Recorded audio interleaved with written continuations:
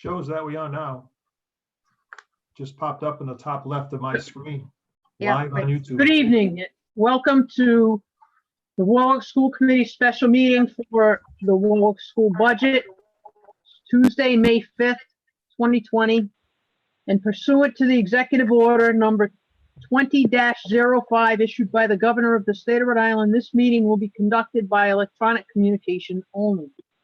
Members of the public wishing to access this meeting may do so at the link below, https://UYOUTU.BE/GYJ09OSI8FA. And our final meeting is tomorrow evening at 6 p.m. at the same location. It's time we call the meeting to order. Ms. Bonet, public comment? Yes, I have 10 this evening, a little less than last week. This is from Jill Cantino, a special educator at Windman Middle School. I was distraught to learn that the tech integration specialist positions were being cut for the upcoming academic year. As a veteran teacher at Windman Middle School, I have come to rely heavily on Ms. Kelly's expertise and support when incorporating technology and current best practices into my lessons. Ms. Kelly is an integral part of the Windman learning community. Time and time again, she has demonstrated her abilities as a leader, facilitator, and teacher to both students and teachers here at Windman. Ms. Kelly works tirelessly to develop meaningful professional learning opportunities that she custom tailors to the specific needs of the teachers and students here at Windman. She is the thread that holds the fabric of our learning community together. Without her expertise, support, and leadership, the quality of teaching and learning in our Windman community would be significantly diminished. This seems to be a very short-sighted financial decision that will in the long run cost the district far greater expense when they need to bring back outside professional development opportunities for staff. I sincerely hope you will reconsider this decision. Thank you. This is from Ed Sarowick, a chemistry teacher at Pilgrim High School. I would believe that our current situation is proof that tech support people are vital to education and to the staff during these long days of distance learning. Without a capable, well-staffed department, you would not have been able to get the technology ready and in the students' hands as fast as it happened. We did not know what is going to happen in the future, so being prepared is very important. Having well-trained employees familiar with schools, educators, and administration is key to this preparation. It is not wise to believe that when the time comes that we need to roll out technology quickly, that a diminished staff or subcontracted personnel would be as sufficient. I hope that many other teachers and school administrators are writing to you as well to keep or even improve the number of technicians in the schools. My experience over the last 14 years has been nothing but positive with the school assigned technicians. If Warwick is going to continue to have schools aligned with the 21st century learning standards, then technology will have to be served. Thank you for your time. This is from Gwen, but she's talking about many parents who are desperately trying to keep the family going. The guidelines for homeschooling during this time of crisis should be more lenient. This is a worldwide crisis. Many people are sick or attempting to help family members who need assistance, all while trying to keep themselves and their families free of the virus. These times are extremely stressful, and the school department needs to understand many families are attempting to keep themselves financially afloat by working from home and trying to homeschool their children. The way the school department can lighten the load, so to speak, for all struggling families in this day is a shorter class day and less days required each week. They could assign less assignments. I'm sure there are other ways to help all the families cope. Please consider revamping your guidelines for the remaining curriculum. This is from Jane Ingerson, Pilgrim High School's library media specialist. Jennifer is an essential asset to Pilgrim High School. She's extremely knowledgeable, friendly, works well with faculty, staff, students, and administration. Jennifer starts her job between 6:15 and 6:30 a.m. and is usually one of the last teachers to leave the building between 3 and 4. She is always on call and her door is open for anyone to walk in for tech assistance. When not in her office, she is in a classroom or at a meeting. I never see her take lunch or planning time. She gives classes to teachers after school for PD credit. She is called upon to do many things that I am sure are not in job description, and she happily complies. He is a team player and always puts Pilgrim High School success her foremost priority. Pilgrim High School needs Jennifer Randall. This is from Robert Baylock, grade 6 math teacher. I wish to weigh in on the proposal to eliminate the position of technology integration specialist at Betts Middle School. First of all, I wish to thank Deirdre Rossi for the tremendous guidance she has given to me in my classes for my last 2 years at Betts. I found Deirdre to be extremely helpful to me, my students, and my team, and always available. Being an older member of the staff and not having the computer skills many of my younger colleagues possess, I have found myself calling on her often. Deirdre has always been happy to help with very quick attention and response. Her patience and knowledge is understated. With the impending restructuring of teaching and learning being turned over to more advanced technology, the elimination of this position I feel would be a mistake. I ask you to reconsider this decision.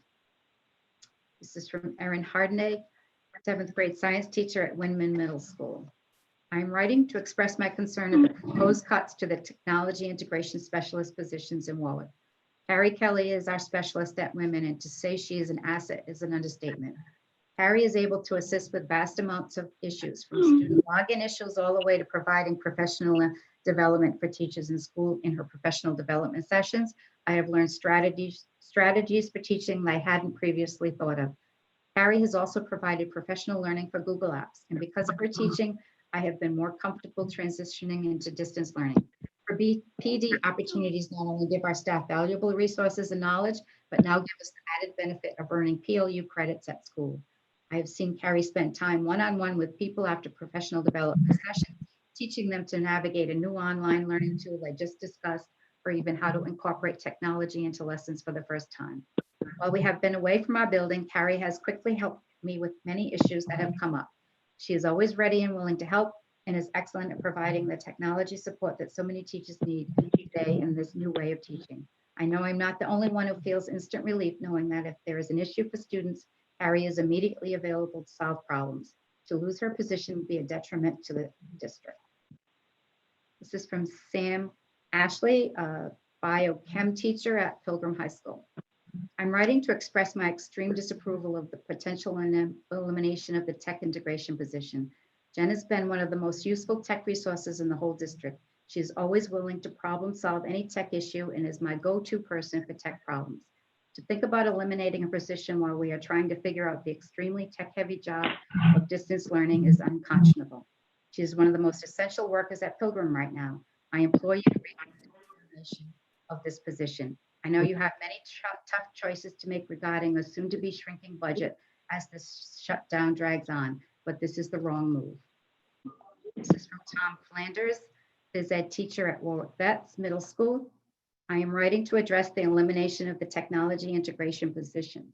At Warwick Betts, Deirdre Rossi is a vital resource for students, teachers, and administrators. During these difficult times, technology has allowed us to continue with distance learning. Schools will need to preserve these positions to address the technological needs of our students and staff in the future. We will be ill-prepared when a crisis happens again if these positions are eliminated. This is from Laura Perfetto, phys ed teacher at Warwick Betts and Veterans Middle. I want to express my support for all the technology integration positions in Warwick.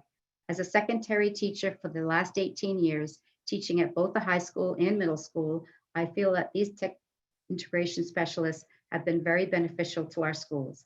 They have enhanced learning for students and teachers through improved interaction of technology. I currently teach at Warwick Betts, and our very own Deirdre Rossi has been amazing. She has supported our staff and students and has made a real impact at this level. I have personally reached out to Mrs. Rossi each quarter for my help classroom to improve the necessary tech skills for my students.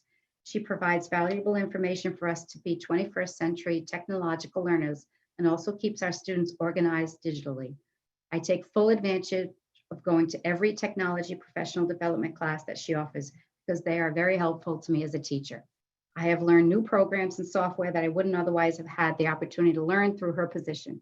She makes every effort to help our staff, and her skills are outstanding. As a lifelong learner, I love that Warwick has a position that allows this type of support for their staff and students. If we were to cut these positions, I feel that Warwick would be taking 10 steps backwards, and it would be a huge disservice to our faculty and students. If we want to be savvy and up to date in a digital world, we need more people like Deirdre Rossi in all of our schools.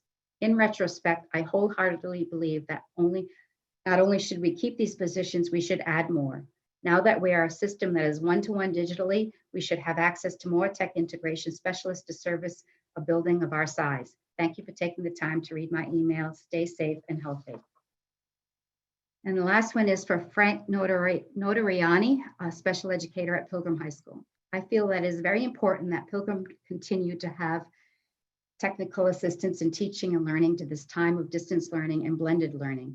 They are an integral part of our school's future. Jen has been doing a fantastic job of leading that position at Pilgrim, and I feel she should remain along with this position in place. Thank you for your time. Does anyone else have any more? We're having a little bit of a problem. People are messaging a bunch of us saying the link on the WPS site is wrong. No, so I've been talking. To watch the YouTube video. I think Andrew's. No. So here's the thing is that I went to the YouTube channel that what happened, and so essentially there's two links right now. One that the Warwick Public Schools posted, and one that is via here. I just told them now to click on the publisher site, and it should be at the very top for live now, but it looks like more people have started watching, so it's just a matter of them migrating over. Do we have the link that I can just? Yeah, if you click on the on YouTube at the top left, you can hit copy streaming link, and you can post it via that link.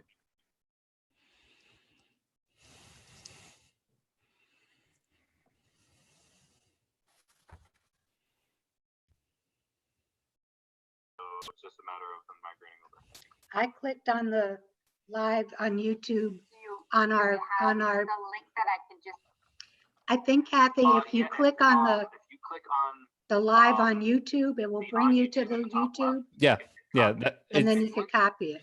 but that link is different than what the WPS had posted. I just put it on employee area. I don't know if that'll help anybody, but. I was just asked if we can change it on the website. I don't know if you can do that. I can.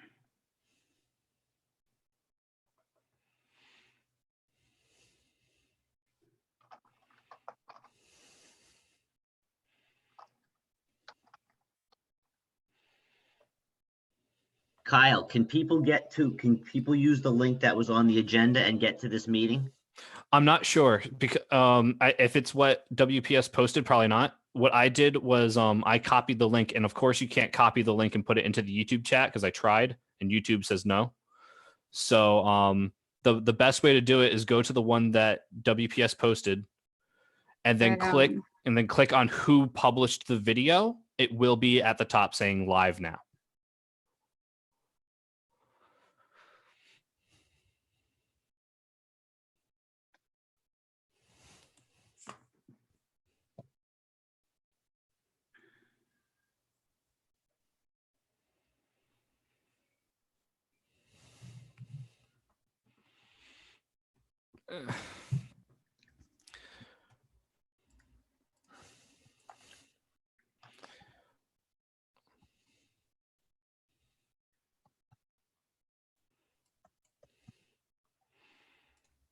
I'm trying it right now.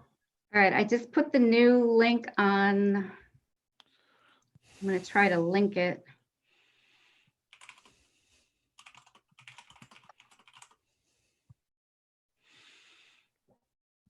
Let me know when I can send it into the YouTube chat.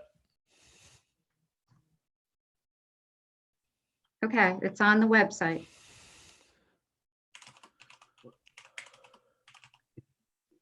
The concern I have is it's not that it's the website. It's that if you can't get to the meeting from the link that's on the published agenda, I think that's the problem. Right. Well, I sent it out to employee area and I changed it on the website. So if they go to the website or get it through our vehicle of information. That's the new link. Andrew, are you thinking OMA? I can't hear you, Phil. I'm sorry. Are you concerned with OMA? Yeah. Yep. So now when I go to the page that's the URL they gave me.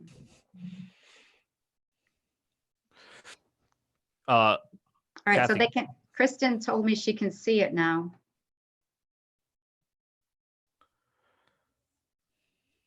All right, so someone can see it. we're getting more in the I the have current people stream. that are on it. It's not, but guys, we need, if they can't, I'm looking at the governor's executive order now.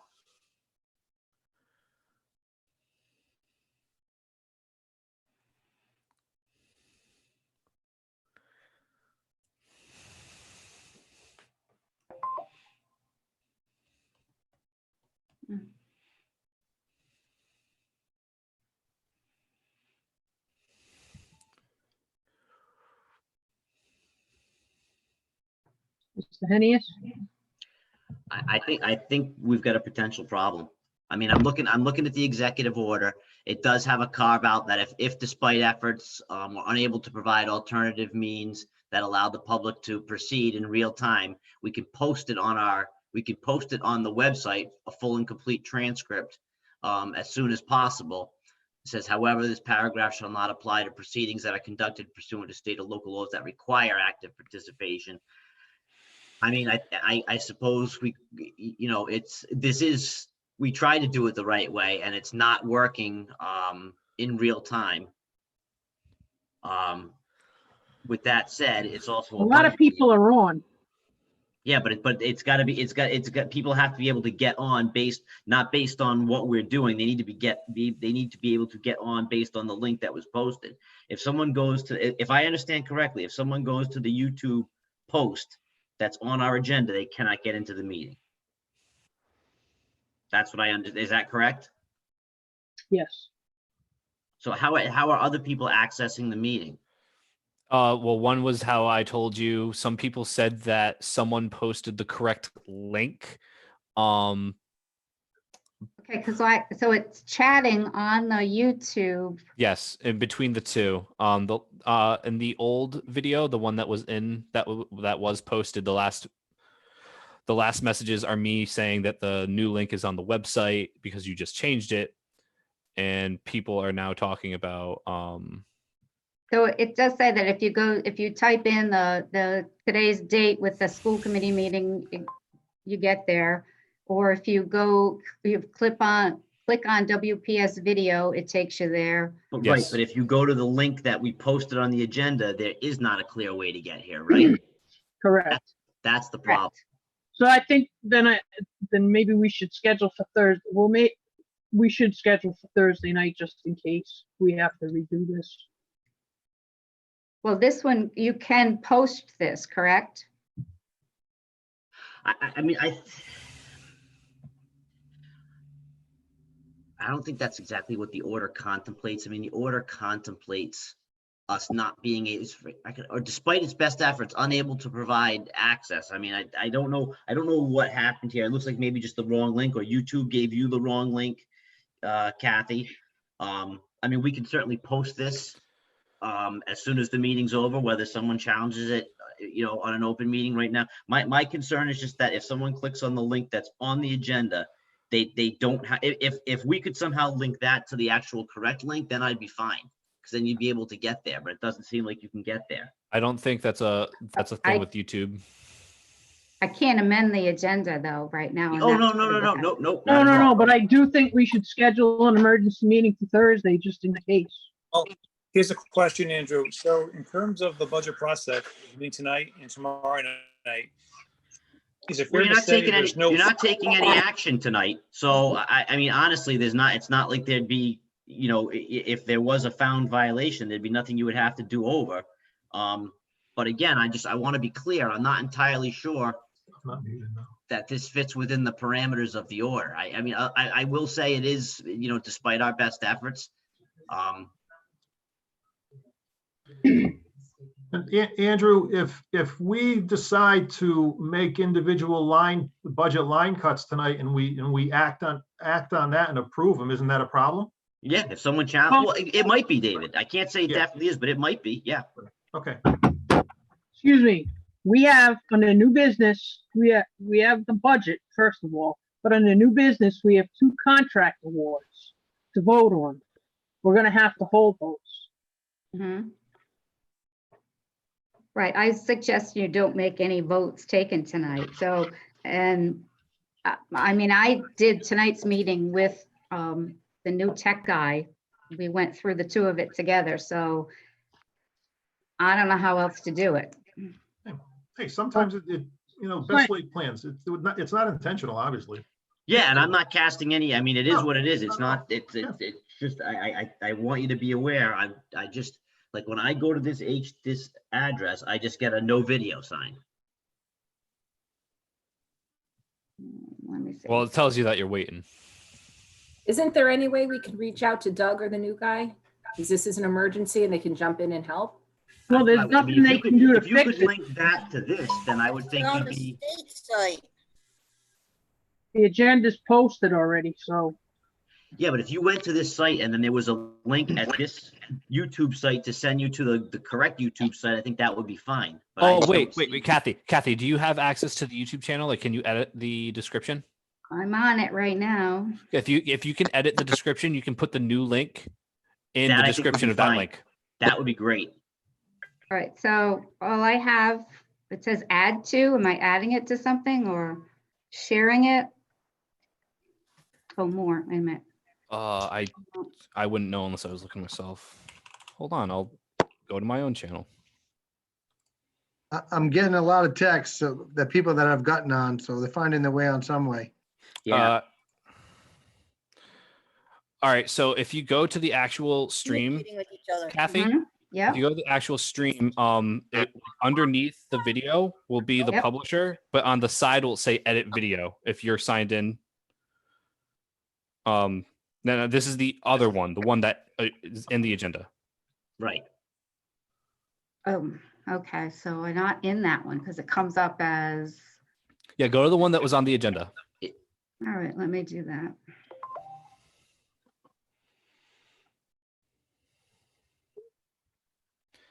Let's see.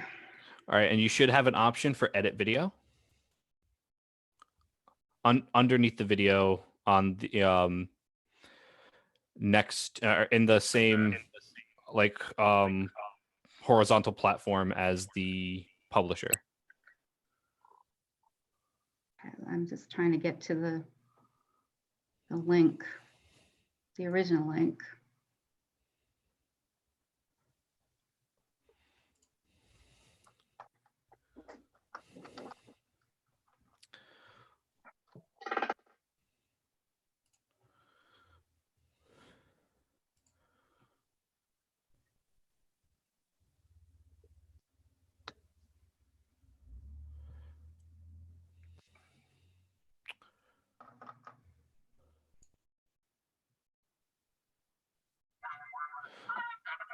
All right.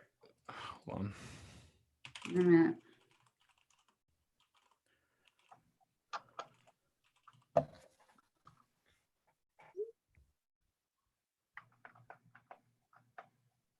Would I be able to share my screen so I can show you what it looks like? All right, so I'm at that video. Yep, at the video. If you are signed into WPS video, you look at where WPS video is Mhm. on that page. Look across to the right. You should have an option to edit video.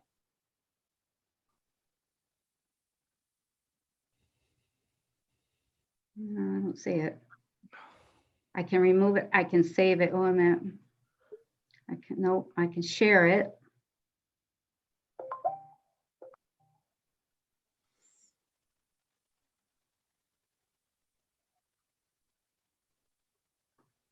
I can remove it.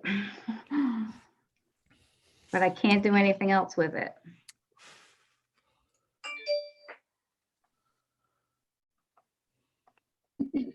No. Is Doug available tomorrow?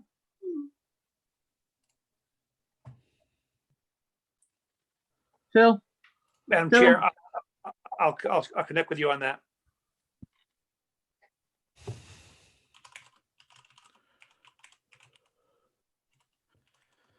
No. All right, I think we need to pull this meeting. We're gonna have to go to Thursday. Well, if it probably do it with Thursday, we're gonna have a notice issue too, because you got. It's I know too we late. are, but at least we can file for an emergency one, unless we call the city and say we can't have it until the weekend.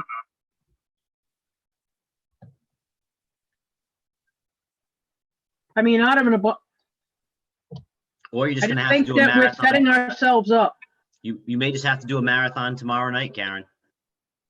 for that.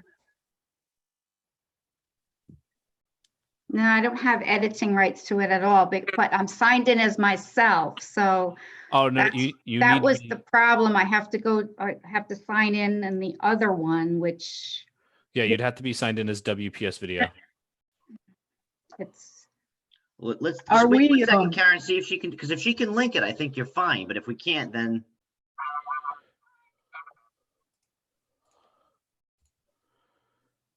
edit video, okay? Hey, that's what we need.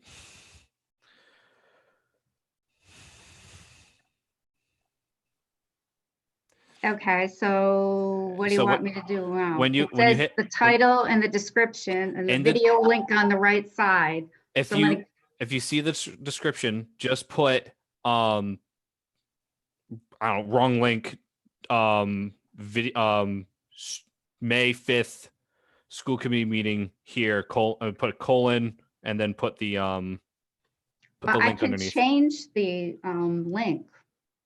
Can you? I don't think you can If change the link. You 60 can copy the link. We have 61 people on right now. All right, so I can change this link to this link. Oh, then change it. Okay, So I didn't mean to say, I got excited for a second, Kathy. I'm sorry. It's easier said than done. You sure?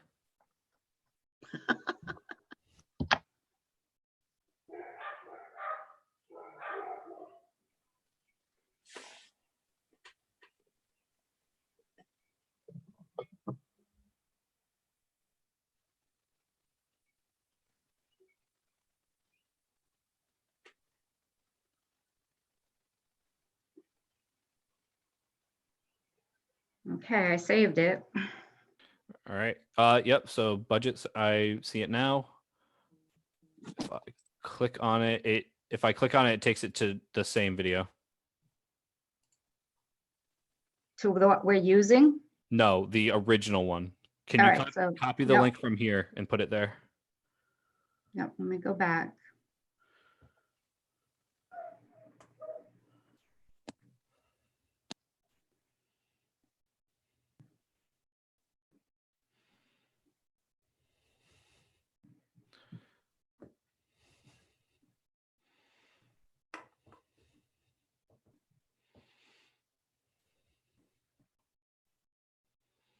All right, try that one. All right, hold on. I gotta refresh. Click. Attorney Hennius? I'm doing the same thing Kyle's doing. It's taking me to the same link. Yeah, I'm still Good getting the luck, I'm video gonna- unavailable. I All think right, we let have me- two options at this point. We either have to scrap it and try and get this all done tomorrow night, or as Kyle was saying earlier, if there's a way where it says like video unavailable now, we could post a message that says wrong link, go to this link, then I think you'd be fine as well. Kathy, I'm posting it in the chat. You can just take that. Okay, Give it one more minute, Karen, if you don't mind. I just think that, because I don't think you're gonna be able to get a Thursday night meeting either. I really don't. Well, Because of the posting requirements. It's oh, not a we health can do and it safety Friday during the emergency. day. I have work. so did you put it in chat for me? I put it in this chat, Zoom chat. Right, I don't see it. If you click chat at the bottom, It's empty. I will send it directly to you then. Yeah, I've got it here, Kyle.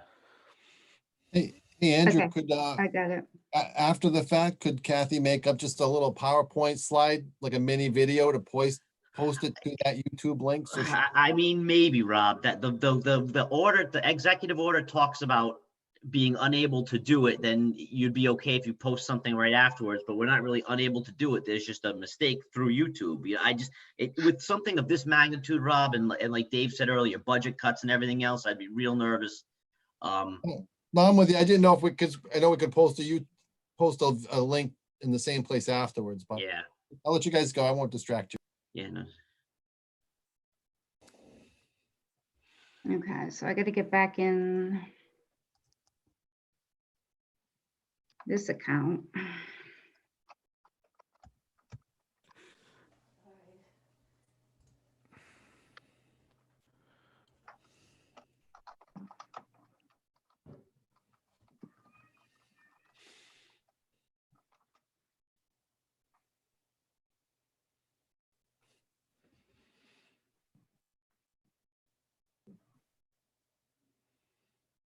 Okay, try it again.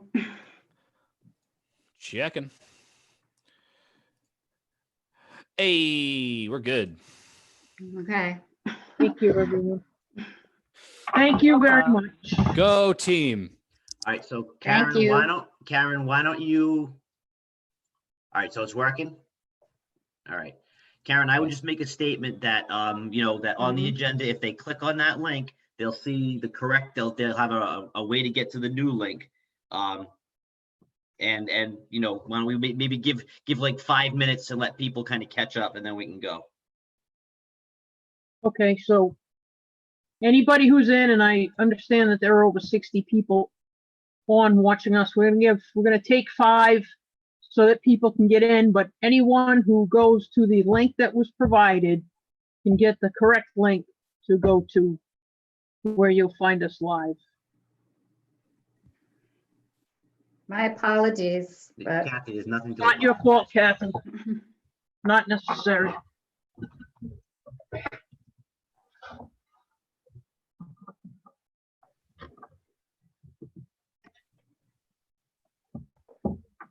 so prior to tomorrow's meeting, I'll touch base with David.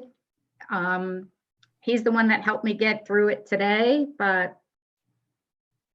or Kyle, I'll send you what the link is and see if it matches. Sounds good. Okay.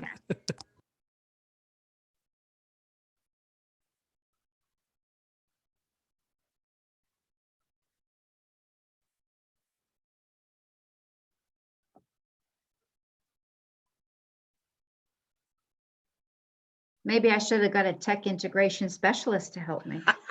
You know, you probably would have done very well. I understand that you know one. I do. Hey, hang on, Kathy. I'm doing a public comment right now. You can read it tomorrow night. Great job, Kathy. Sorry for that. No, I would rather do it by the book. That's the way it should be.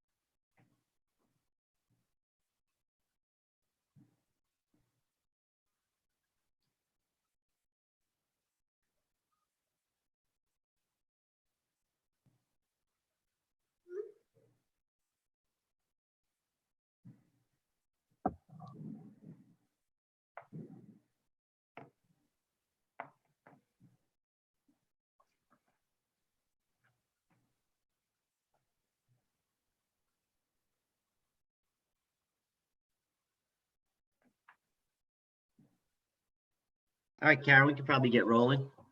Thank you. Okay, we've heard public comment. We're on to new business now. Mr. Ferrucci, Madam Chair, discussion action, contract award, internet access provider service. Thank you, Madam Chair, members of the committee, good evening. The internet access is provided by a company called Ocean, which is affiliated with, or actually in collaboration with the state. You have before you a 3-year contract. It's eligible for E-rate reimbursement. We get about 50% of the actual contract back. So it'll end up costing us about $7,600 a year. They're looking for a 3-year contract. We recommend that you move it forward. It is budgeted expense for next year. Thank you, Mr. Ferrucci. And with that, I move approval. Second. Discussion, any discussion? Is there any discussion? There being none, all in favor? Aye. The ayes have it. 5-0. Number 2, discussion action, contract award. Pilgrim Steam Lab, laser engraver. Mr. Ferrucci. Thank you, Madam Chair. Hoping to have Mr. Habershaw join us, but as you're aware, the Champlin Foundation is providing grants to our high schools to put in a STEAM labs. Champlin provided over $77,000 for a Pilgrim to implement a program up, and we're getting set to set that up. Before you is unique engraved items in support of that particular program. It is grant funded, is not on the local budget, and it is duly budgeted. So we seek your approval. And if there's any further questions about the STEAM Lab, I would defer to Mr. McCaffrey if he had anything based on the high school initiative. Thank you. Thank you to the Champlin Foundation for the grant to help bring us along. At this time, I would move approval. Second. Discussion. One question, Madam Chair, for, I guess, Mr. McCaffrey. Mr. Testa, go ahead. Thank you. Mr. McCaffrey, how much was the total Champlin grant awarded to Pilgrim? Was it about $85,000, do you know? I don't have the award letter in front of me. I just have the items from Mr. Goes concerning and Mr. Habershaw. Okay, yeah, if you can, I'm just curious. Yeah, I'm just curious how much of the grant we're actually spending and what's left over. So that's it. No biggie. Well, Thank they're you. still in the process of, getting the materials and things, so we may not know how much is left over, if there's anything left over. Yeah, no, I referenced an old Beacon article from November that said it was about 83,000. So I just don't know if the Beacon was. Actually, I just looked at my notes. It was $85,000 for the grant. Okay. Okay. Cool. Thank you.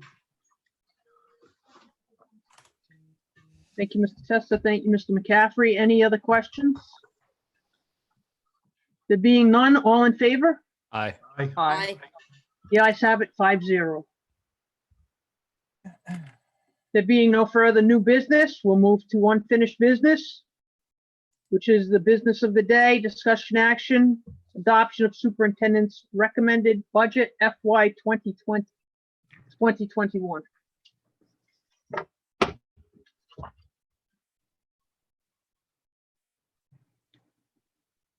I hope that everybody has their Appendix A with them.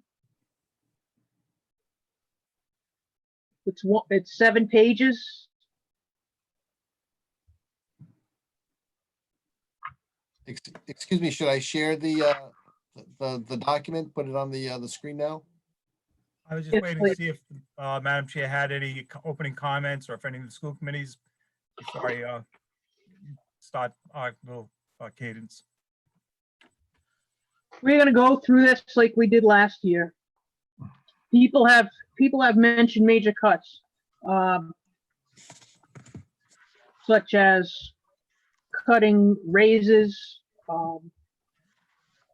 We could certainly have that discussion first if people want. We want to leave it to the pleasure of the committee.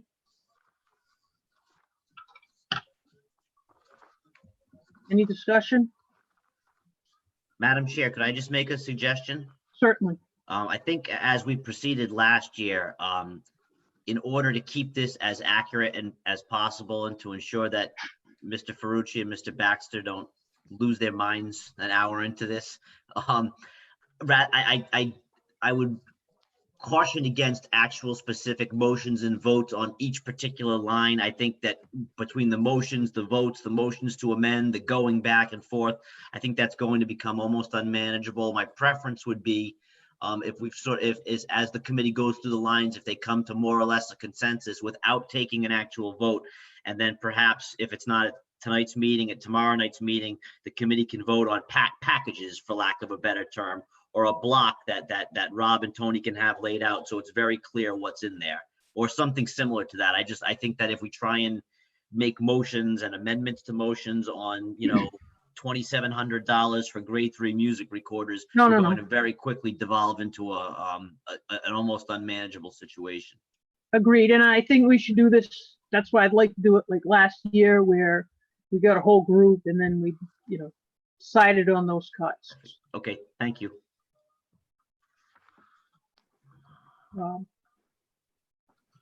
I don't see how some cuts are just, I don't see as sustainable.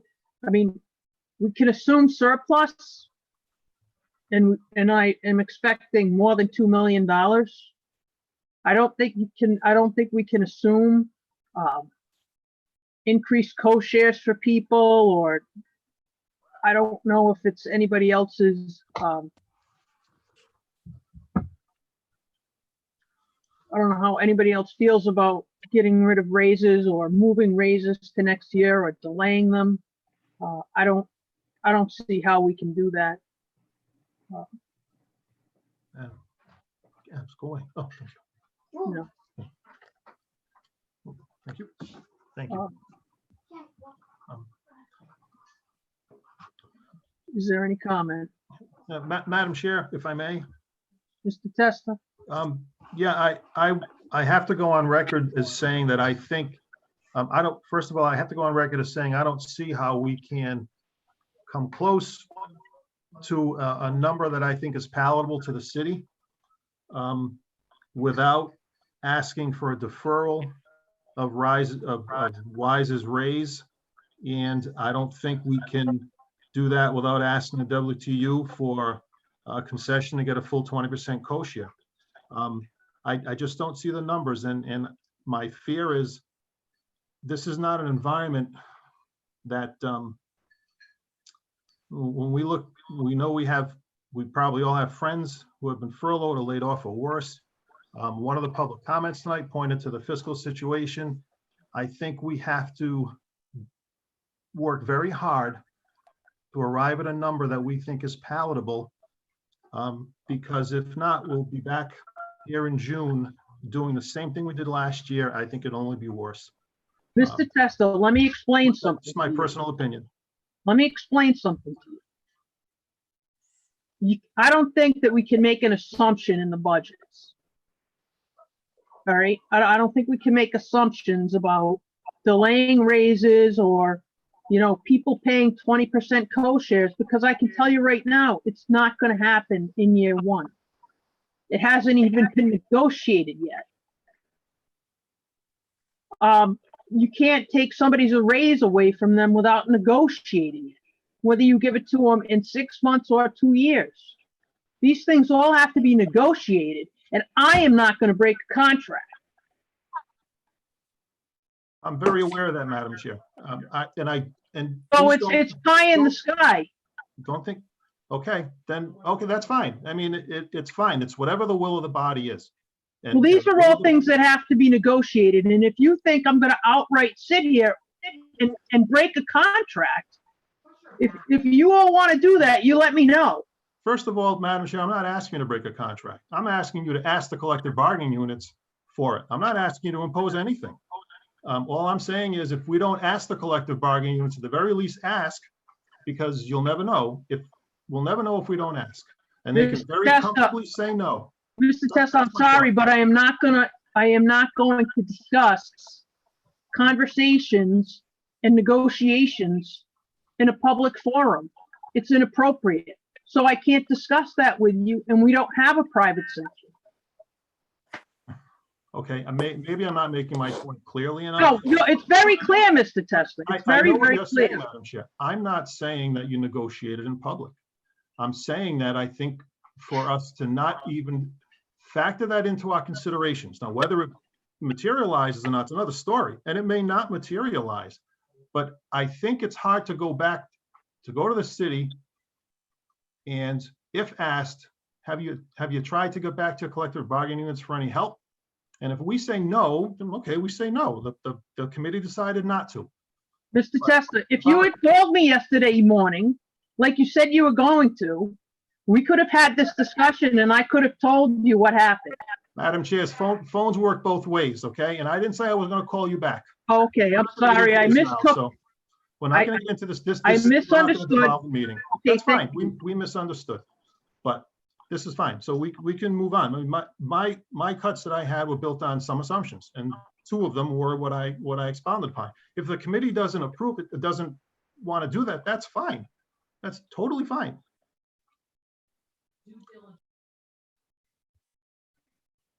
Anybody else? Anybody else?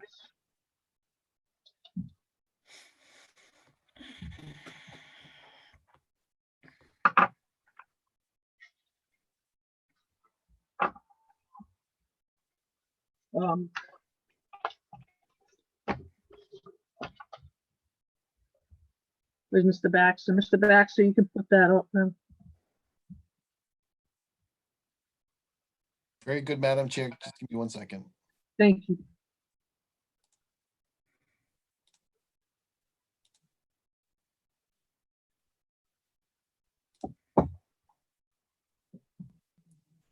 Okay, do you see the Appendix A schedule, and do I need to make it bigger or smaller or anything? Make it a little bit bigger.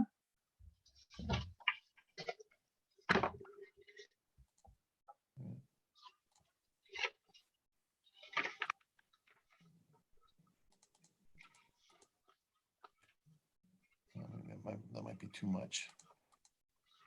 How's that? That's better, thank you. That's the wrong sheet.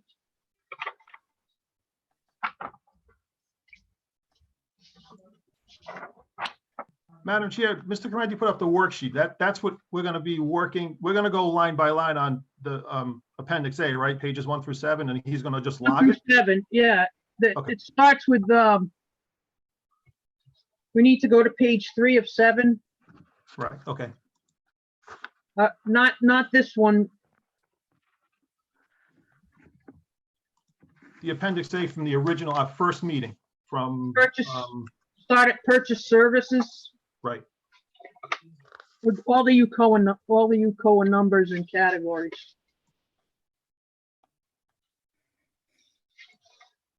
it starts with 53101. Yes, it does. Thank you. Thank you.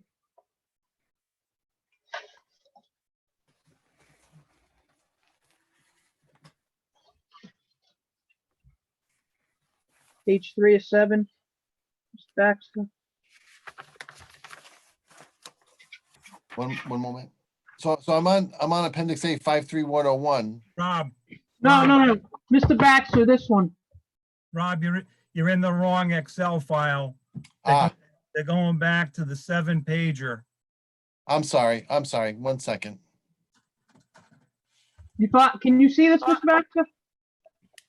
Yep. Give me 1 moment. I just have to. Sorry to mess you up. No worries. My bad. Rob, it's from the April 28th meeting. Very good. Yep, just give me 1 second. I just got to get over to hop over there. Un momento. It'll just take me 1 second. Take your time.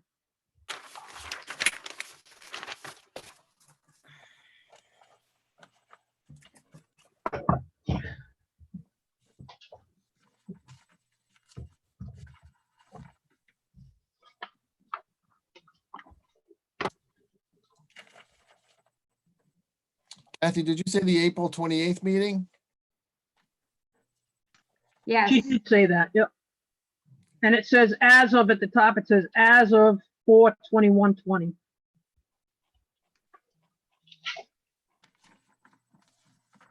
Rob, it's the one with the 3 previous years trends. Yep, I got it. I have it in PDF. I found it. I wanted to see if I can find the Excel spreadsheet. I've got it here. Hold on.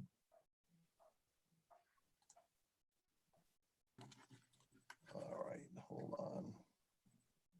So I can put some notes in there. Well, I guess let me just post this up and I'll take the notes manually, I think, right now.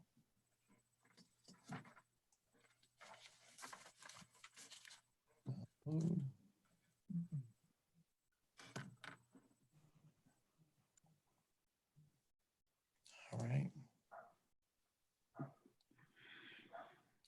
All right, here it comes. I'm just getting to the right page. Hold on one second. We're starting on page 3. Got it. Full screen.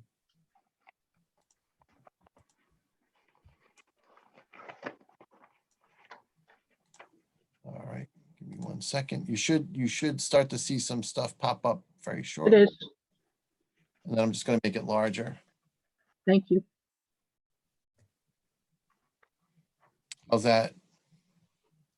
Better, thanks.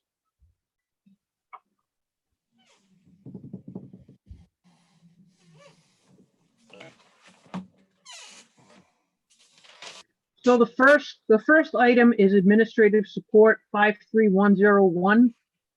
So this one says 425. One that is working with the 21 proposed, because this one doesn't have the 21 proposed on it. So it's the 428, Rob. All I right. have the 421. Do you have it open? I'll get it to you. Okay.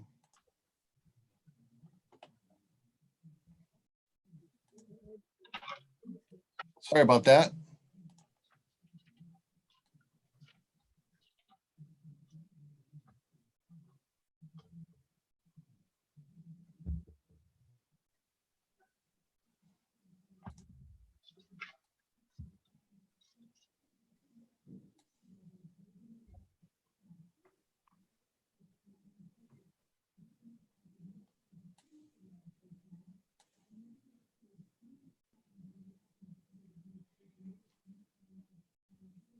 Just let me know Mhm.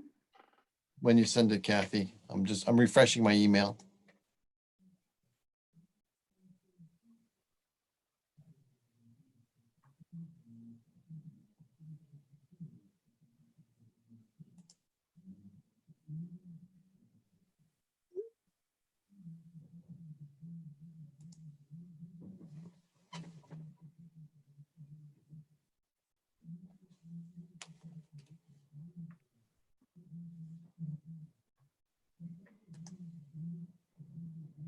Oh, folks, we'll get it. We'll get you there. Hey, Kathy, did it go already? No, I'm just trying to find it in my email.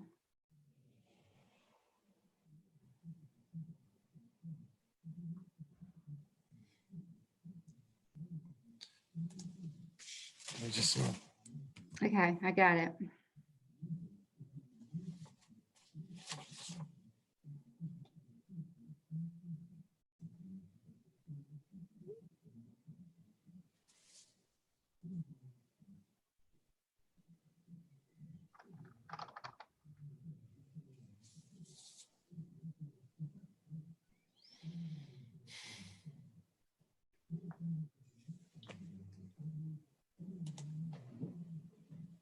Okay, so it's the second attachment on this email I just sent you. Okay, I'm just waiting for it to pop up. I'm refreshing.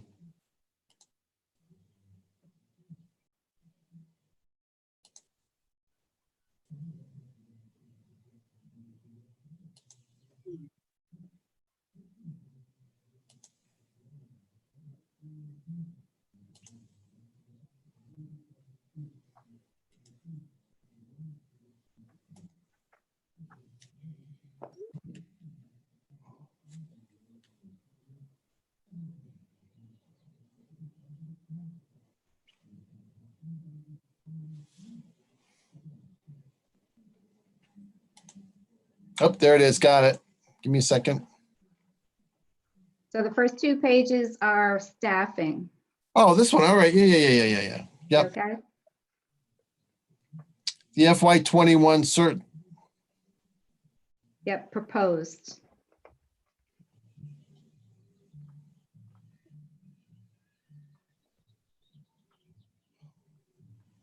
So I'm sorry. Which attachment are you looking for? The Kathy. If you could take the second one, which starts with the staffing, 53-101, but go to page 3. Got it. All right. I thought we had this. Hold on. Actually, you could do page 2 too. Yep. This is all right.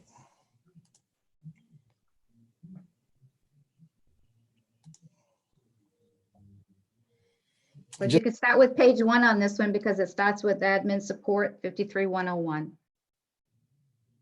All right, so just give me one. I want to show you something, and then if I may, to the committee, hold on one second. I just would like to offer on share screen. Okay, so do you see file that's on there now? Mm-hmm. All right, and you see, so could I use, which is the, oh, you want the 3-year history? Okay, got it. Okay, because in Tony's Excel spreadsheet, we had the similar file with the survey results and whatnot. But what I'll do is, as I'm going along, I'll just hop over. That's fine. You can use this, whatever you want. All right, hold on. If I can do that, if the 3-year history is not an issue, what I would, if I may, let me just share this. And I appreciate your patience again. Thank you very much. All right. And we wanted to begin on 53-101, correct? Mm-hmm. All right. So you should see that Excel spreadsheet. This is the same sheet. It's got the budget as of well, this one's 4/28 based on, but this was the original fiscal 21 recommended budget. And then these were the cuts to get us that were were made after the presentation that we've discussed. So is this okay? Yes. Is this okay, everyone? Yep. All right. Mr. Baxter, just a quick question. In column D, those Yes, sir. adjustments were administration made adjustments, correct? Correct. They were, Tony had sent out Mr. Ferrucci had sent out a memo. They were corrections or administration cuts that were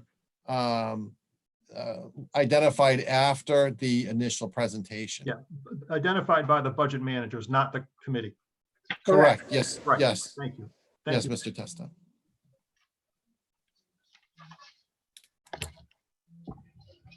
Okay, 53-101.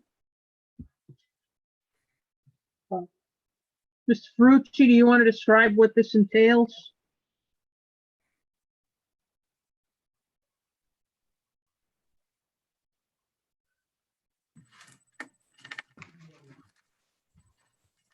Mr. Ferrucci? Yep, I'm getting my notes. Okay, I'm sorry. I didn't hear you, so. Well, we had set up the worksheet with all the details, but if you want to jump to the other report, that's fine. And if you'd like, Mr. Ferrucci, I just highlighted from the Appendix A side, the 53-101, and I can pop back and forth when you're done with the details for this. Okay. Madam Chair, is this report acceptable? Madam Chair? What, Is this report on the screen okay? yeah, he can flip from one to the other. Okay. 53-101 has 2 items in it. $200,000 for stage 1, stage 2 secondary ed, and $50,000 for potential program audits or whatever other consultants might have to come up during the course of a school year. We've had a couple things happen over the years, and that's what that allocation is for. We did do a survey of school committee members and we got the feedback. And there were two proposals, one to cut at 187,500, and another proposal to cut 50,000. We left open a gray box looking for school committee consensus. If you come up with a consensus number, if we put the number into that gray box where it says school committee cut, it will carry through to the rest of the documents to keep a running tally for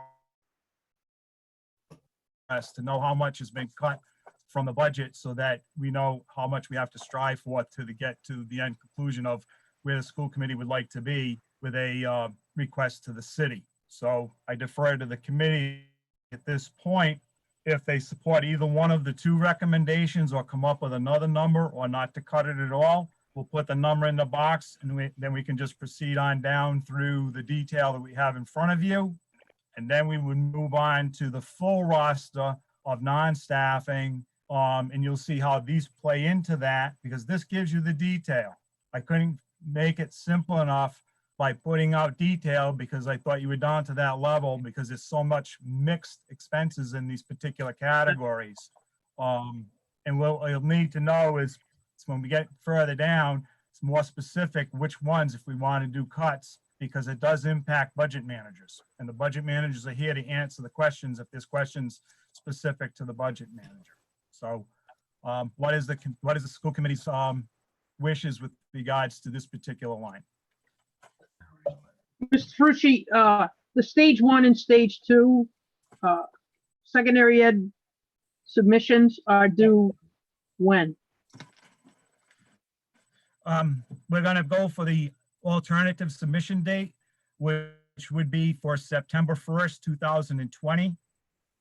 This goes with, if we're going to go with a bond referendum this November 2020, we would be able to tell the voters that we got a stage 1 submitted and that we would find out from the Rhode Island Department of Ed after stage 2 in February of 2021, that we would have a decision by May of 2021. If we delay it, then we would not have RIDE's decision until May of 2022. I don't think we want to delay it unless we absolutely have to. It's necessary to continue to move on. So I would recommend that we cut the 50,000. I would second that, Madam Chair. I would also Discussion? second that. Yeah, one question. I think the 50,000 was originally for potential program audits, but we just came off our second one, pretty thorough too. So I can't envision us needing any more program audits. So Agreed, and hopefully we won't need to use it. If we Right. have to do something, we're gonna have to find the money, but right now, it doesn't look like we'll have anything, and we'll ride by the seat of our pants. I have a question for Mr. Ferrucci on the stage 1 and stage 2 submission. I think we agree that this is important because even if we submit it, we appropriate it and submit it, even if there's a delay in putting a bond on the referendum, we wouldn't have to resubmit a stage 1 and stage 2. It all would already be on file at RIDE, correct? That's correct. We would follow it through and get RIDE's decision so that we could actually go to the voters in the future that there is a support at the state level as well. Okay, thank you.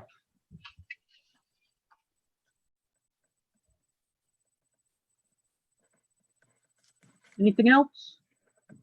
Next line would be purchase services other 53220. And there was no recommendations but based on the survey. And as you can see, we have 20,000 for Save the Bay and 63,000 for behavior support for special ed students. 83,945. If the consensus is to keep that where it's at, we'll put a 0 in the box and we'll move on. If there's a desire to cut it, the directors are here to answer the question. Dr. Conley, Yes. is there anything that we can cut from that? No, this purchase service is actually for students with significant behavioral needs. We have a particular clinic. It's committed to specific students at this point. I would strongly recommend not cutting that. Okay, Thank you. Okay, Rob, we're gonna put a 0 in that box. We'll move on. Next up is professional development training. There's a host of offices, as you can see. And at this point, there is a $59,020 survey recommendation for a cut. I'll leave it to the school committee. Madam Chair, I have a question for Mr. Ferrucci. Certainly. Okay, on the work, this line item was already cut $60,000 by administration. It's currently down to 118. Rob, if you would go to the school committee cuts, next tab over. That's correct, Mr. Tester. As you can see, on the third line down. Right. We've already cut 60,000. We've communicated that to you folks when Ms. Emma Lott had stated that we're going to be moving 60,000 to grants. Right, thank you. So for me, the rest of the components of that line, I wouldn't support cutting. We know how important PD is. We know how important it is going forward. You've already cut 60,000 out of it. I think my recommendation is to my colleagues is to keep that line item at the 100 and whatever it is, 18. The 60,000 of 53301 is going to be covered by grants. Correct. And I think that we really need to look at cutting from this. There are other ways to do PD, and we're going to have to find other ways that don't cost as much money. My only concern, Madam Chair, would be, number one, anything curriculum related to GEMSNet or the iReady is a concern in any professional development cuts that impact the recently awarded grant, which we would have to ask Ms. Amelot. Ms. Amelot? Are you there? Yes, so these cuts wouldn't, thank you, Mr. Tessa, would not impact the grants. However, I would advocate that for the teachers who are using materials that are brand new, they really, like I said in my presentation, we received $31,000 from iReady Curriculum Associates of training last year for free. We will not be getting in that again this year. And when you're adopting, as we know, 2023, we need to adopt both green math and ELA materials by law, and we are ahead of schedule for math, but that really does require professional learning from the company.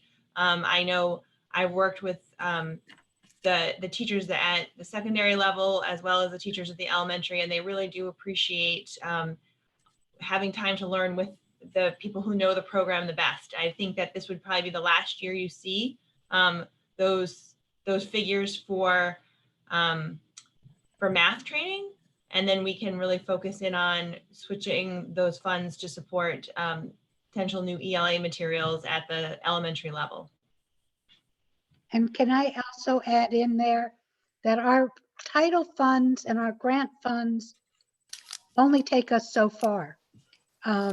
Even today, as I was starting to work up numbers, when we add in the professional learning we need for social emotional, and we add in some of the GEMSNet and the math, we haven't even looked at the elementary reading and literacy that we're going to need since we didn't get that other grant. Our funds are just about spent before we've even put in for them. So I would really encourage keeping this money in because it's going to be needed. It really is going to be needed to fulfill all of our needs. And if I could just add on to Dr. Cecil, part of the reason why we've been able to be so successful getting competitive grants was that we were showing that we were aligning our spending of our our local funds and as well as our title funds to then get awarded competitive grants, which were the 3 grants that we spoke about. Thank you, Ms. Amelot. What is the committee's pleasure? Madam Chair, I concur with you. I know professional development's a great thing, but going through its budget, the two main things that are the highest priority is one, I just want to say this, that the first is that to keep student programs, the second is to keep personnel. So unfortunately, I This think we have involves, Mr. Cornell, this involves student learning, teaching and learning. I understand that, but like students programs I was referring to, like for example, music programs, sports programs, those one that's, and I understand professional development's a great thing, but, and I'm not saying get rid of all of it, but however, I think we need to lessen the amount. Like for example, we might have to make cuts maybe from this PD for the secondary ed office, the buildings and grounds office, but we definitely have to cut this because we need to, aside from those affected, those are two major things I mentioned. Like we need to make as many cuts we have to, before we go to city council, because like they're making many cuts as it is, and they're not, and we're asking for a lot more money than last year, and they don't have that money due to this coronavirus crisis. So we just, unfortunately, we'll have to make major cuts this year, and we will have to dig deep and without affecting vital things like student programs and cutting valuable personnel, not all personnel, which is valuable. Madam Chair, Yes. just for the group, we can certainly, look at these lines, the PD line, but just to reiterate what's been said before, the lion's share of the funding is personnel. So we're trying to go from $11 million to, a lower number. We're going to be hard pressed to get there taking these small amounts. This is a good start. You want to take some, but I would say next week at the May meeting, you will see potentially our list of potential layoffs, which I would just urge you to consider. Layoffs are not a good thing, not a desirable thing, but if you truly want to get the number down, it's in staffing. That's where the money is. Thank you, Superintendent. Madam Chair, if I may, I would just respond to Mr. Cornell and say, you talk to teachers and they'll tell you that we need to do better and more professional development. It's a common refrain and has been for a long time. So, and it directly affects, as the chair said, it directly affects students and potentially student achievement. So, we've cut this. This has historically been an area where we cut, and I don't think teachers are happy when we cut professional development, and I don't think our results from an achievement perspective. We need as much professional development as we can get. Heck, if we had more money, I'd add it to professional development. I think that's how important it is. And could I just add, Madam Chair, that Yes, please. Go ahead. This year in particular, it's very important. If you look at research that pairs the adoption of new curriculum with the adoption of curriculum plus professional learning, there's almost a 3-month growth when you add those two things together to a school year for a child and their student learning. And when we were thinking that, we recognize that we're going to have gaps that we need to bring to close next year, really capitalizing on 3 months of growth for students, I think is really important. I just wanted to bring that up. At this point, leave that at a 0. Let's move on. Conferences and workshops, 53303. And at this point, it's pretty self-explanatory, so I'll just leave it up to the committee for conversation. The picture is cutting off my right-hand survey results. I'll be happy to just communicate that on 53303, we had 2 results. One was to cut $8,000 and another one was to cut $75,500. So one was cutting the whole thing and one was just recommending an $8,000 cut. What is absolutely necessary? What's mandated? I defer to the directors. They each have their own initiatives.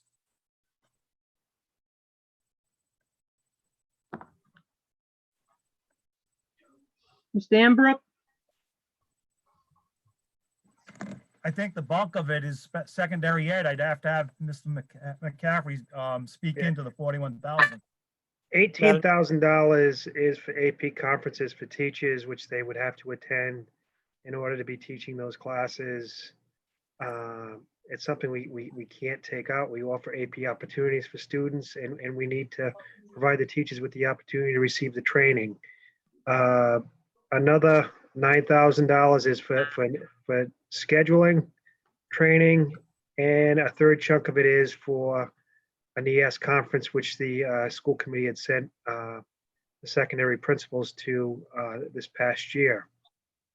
It's something that we also need to be involved with.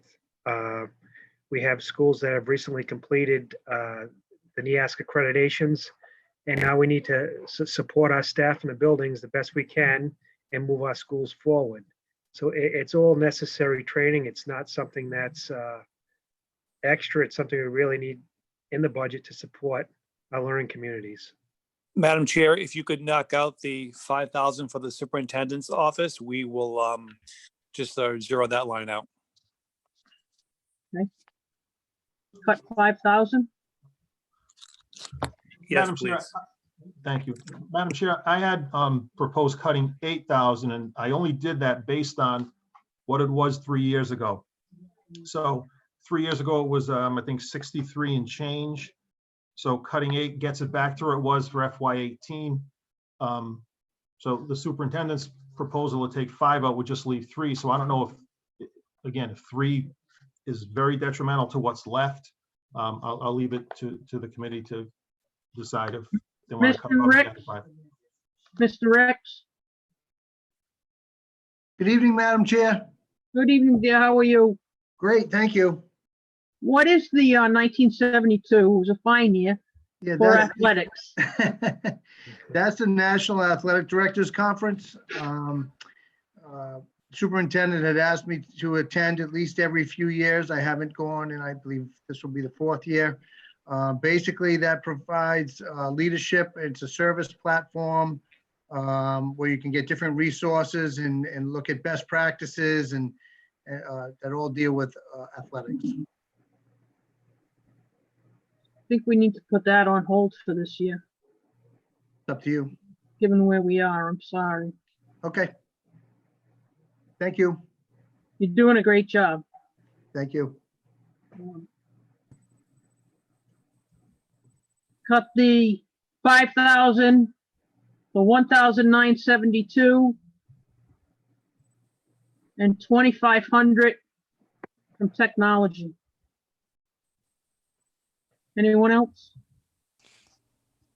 Just what would the total be for the, oh, you're adding it up now. Okay, thank you. 19. Now, Mr. McCaffrey, you have secondary ed and then you have Tollgate and Winman. And I know you talked to us about that, but can you refresh my memory? Sure. The training at Tollgate was related to sending teachers out for NEASC as well. It was also sending some teachers out in the technology area, the computer science area, to support the new initiatives that are there, as well as some dollars available for supporting teachers on new initiatives. Thank you, Mr. McCaffrey. Madam Chair, Yes, Mr. Danforth. so my line item provides $600 for myself and for all the principals to attend professional development. I am willing to cut that $2,000. Are you sure? The line item was cut last year, so we haven't been to professional development, but I think we're doing a pretty good job offering some professional development and training within the district. Okay, cut 2,000 from elementary ed. Madam Chair, Mr. Adams? I would just ask, are there any workshops that happen between July 1 and September 30th? Maybe we There can is, cut those. there is a conference, a big conference that RIAS puts on in August that the principals like to attend. What's the likelihood that that will happen with COVID? Yeah, exactly. I was thinking what Kyle No, was Yeah. the governor's not going to allow it. I suggest we cut that. Also, cut 2,000 from Tollgate and cut the 250 from Windman.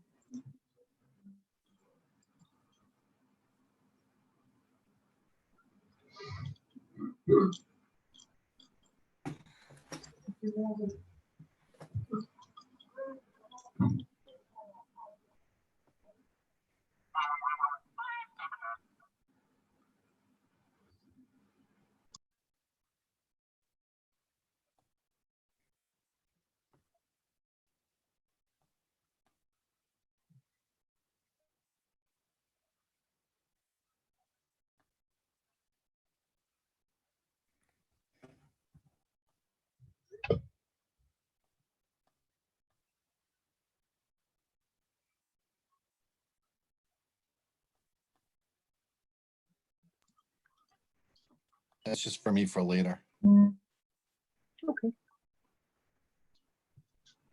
Thank you.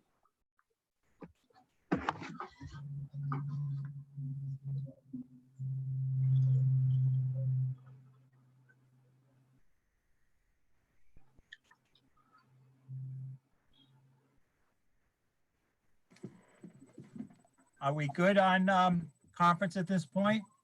Are we good? If so, Yep. we'll move on. Anyone else? Moving along, 53403. Madam Chair, do we need a motion to amend that line? David, No, we're not going to do that until at the end. Okay, so we're gonna go through it and then we'll just have one vote. everything's a consensus Yep. until we get to the top numbers. Yep. Gotcha, thank you. All of this is going to get summarized. We're going to take a quick perusal of all the other non-staffing accounts. That'll summarize, and then we can look at it in totality and see if that's where you want to go. Thank you.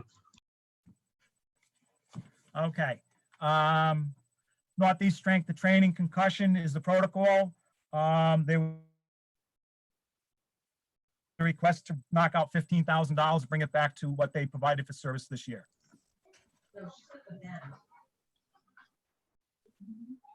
And has that been done? Does that is that reflective of the $15,000 cut? No. I The didn't think box is, so.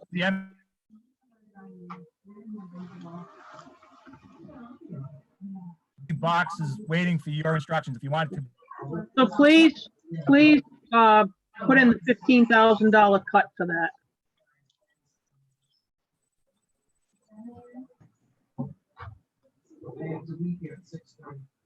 Mr. Ricks has informed me that they're looking at creating pathways, working with Northeast Strength and Training Concussion Protocol Services as well, and added benefit.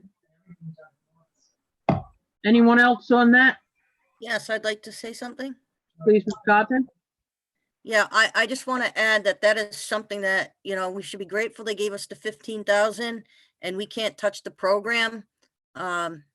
Too much has been invested in it already, and it's very crucial at this time that we have this type of support on the fields and for our kids. Thank you, Ms. Codman. 53406, other services. we had one survey response that suggested cutting the whole account, 43,193. But as you can see, it's broken out over 3 areas, of which the buildings and grounds is predominantly regulatory requirements that we're required to do. The E-rate gets us over hundreds of thousands of dollars, and we need the consultant to do that. And then the business office, if there's a consultant in developing some of the accounting reports that we utilize, that's the small amount available for us to do that type of work. Is there someone doing that now, or is that in case? No, that's like when the any kind of new rollout, it comes September, January, when the IRS comes up with new regs. If we need to develop a customized method of getting information in, the PCORI fees, when we used to have to do that, those kinds of things pop up. But it's tied to our audio company. They're the ones who actually do it. Okay, let's cut $2,500, and if we need it, we'll have to find it at that time.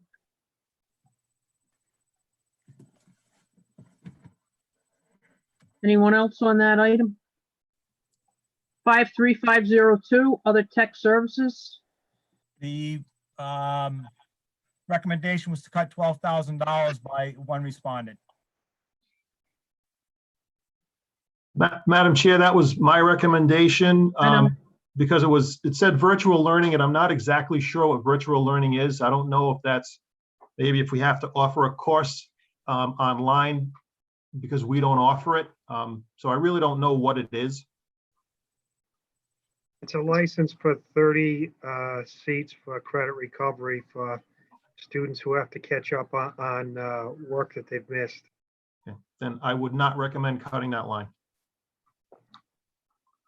I take it back. Thank you.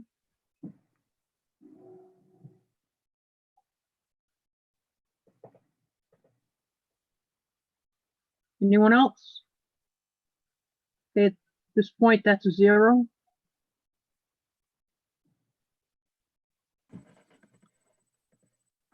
Oop, overshot. 53701, other charges. Received no response on survey at this point. Mr. Baxter, can you move your, thank you. Off the big number.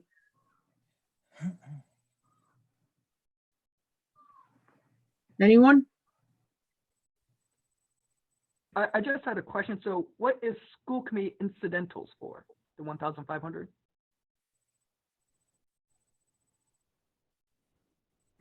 That's just something that if you folks decide you need to do something, it's available. Either we do it here, we repurpose it. Where are you? School committee incidentals. It's underneath the Oh, superintendent. okay. tabs. Okay, thanks. So Madam Chair, if I could, I think ahead. that I'll say the committee was hosting an event with city council, showing them phase 1 of the audit, and you ordered, coffee, etc., something like that. That could be a line that would pull from. I suggest we cut that. The 1,500. Anyone else?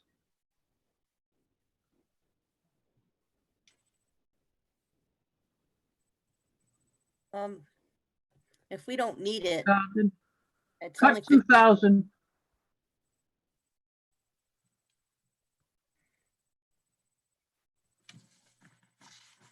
Okay. From the superintendent and school committee.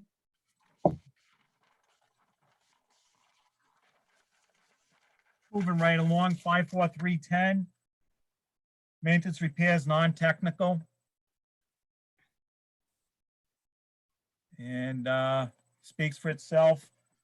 Survey said 20,841 to $8,000.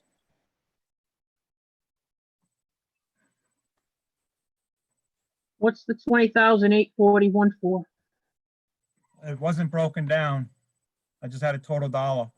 So I'm not sure which pieces would be. Cut 20,000, cut 20,000 for building and tree trimmings. It looks like it just took the half. Okay, what are we on 54310? Yes. Yes. Okay, Mr. Ferrucci, did I make a recommendation on that? I believe yours was 8,000. Yeah, right. I took 8,000 from tree trimming because we're still gonna have to trim trees, right? And we just spent 27 grand to do the 2 Wyman and Drum Rock. So I think Yes. we need to have something in there because we are gonna have to trim trees. Well, we might have to put it off or hopefully pull it from another area. Madam Chair, Certainly. Mr. I would- Oliver. I would caution cutting that whole line because if we have a safety issue on a piece of property, I would agree with Mrs. Testa to keep some money there, please. Cut 10,000. Thank you. I mean, understand that no one wants to cut anything.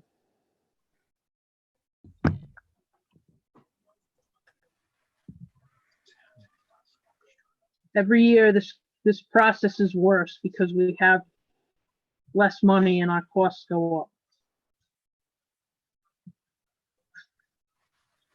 Okay, next is the rental of lease equipment and vehicles. As you can see, it's broken out by predominance is a commitment to the multifunction copiers. The maintenance, $12,000. We need to have, if vehicles go down with our food service, we have to provide rental vehicles until those vehicles can get back on the road and those types of things. And then there's various equipment for specialty repairs that I would defer to Kevin. But I know for instance, if we got to change the lights on the football field stanchions, we got to go out and rent a bucket truck to get up to the heights needed. And that kind of specialty equipment would come out of that particular line. And then we do have commitments to 2 postage machines. Postage is necessary in this world. Yep, and Although that may not be true. I mean, because the president wants to shut down the post office, but then what do we do?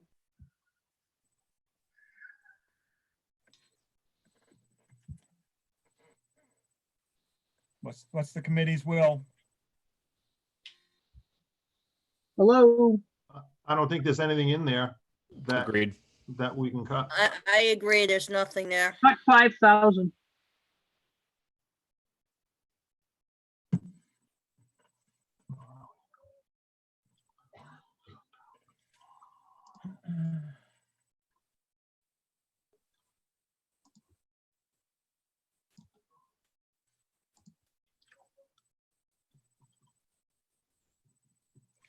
Moving right along, 56116.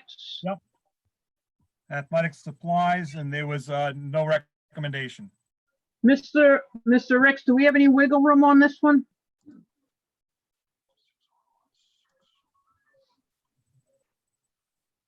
Sorry, Madam Chair. There really isn't a lot. I tried to keep it at a bare minimum this, knowing what we were going into with the budget this year. That's basically just supplies for the athletic teams. I mean, we could go through it to take a dozen baseballs here but there's nothing really, not a big line item to save a significant amount. Thank you. Madam Chair, I have one question for Mr. Ricks. Go ahead. Thank you. These are, I'm going to refer to them as hard numbers, right, Mr. Ricks? This isn't, in some cases, don't we buy some athletic supplies with purchase orders that are not to exceed? Or am I thinking of other supplies, like medical supplies? The athletic, there's a complete list that we had supplied with the actual budget.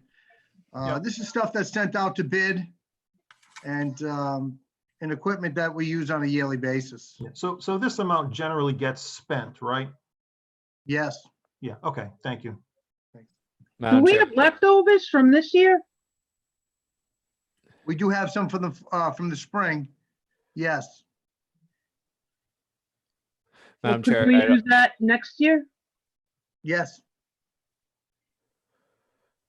So can we make any cuts here? Well, I mean, I could go back and look at a few of the items that we already have in stock and get back to you. Yes, absolutely, if you want me to. Please do. Okay. Madam Chair. Yes, sir. Mr. Ricks, just out of curiosity, is there any sports that go on very late summer, or are there any sports that might not happen in the fall with COVID going on? I mean, I don't have that crystal ball. Why not? You look, we've already started our schedules starting, at the end of August. I've already have half the spring sports schedules. I'm just trying to check field conflicts and stuff like that. So I'm preparing as if we will have sports until I'm told we're not. All right. This evening, Ken, how much do you think we might have left over? And you have to buy the materials before June 30th. You think we can spend $10,000 between now and June 30th of some of these supplies you need for next year? We'll take a $10,000 cut right now. Most definitely. I'm sorry? Yes, most definitely. We could grab a lot of the fall sports equipment if you want to go at it, if we could do that now. Absolutely. Do Let's it. do that. Minus 10,000. Thank you. And the school committee will see those purchase orders coming at them at the next couple of meetings. Thank you.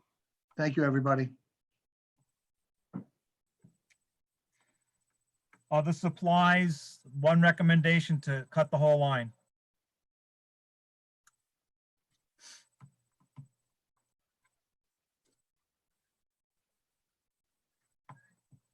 Does Building and Grounds have any landscaping supplies right now in the shed, or? No, we do not, ma'am. We buy as needed basis. I buy fertilizer for all the athletic fields as we need it, as each step comes up through the course of the summer months. So that's, we buy right to the last bag. We don't buy any extra. Thank you. You're welcome. That would be a 01562211 right now. Tech-related supplies is a big distribution, and the survey results was no cuts. Cut 10%.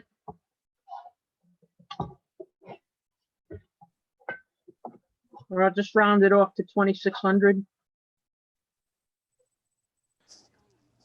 Do you mean 2,600 or 26,000, Madam Chair? 26,000. Thank you. 10%.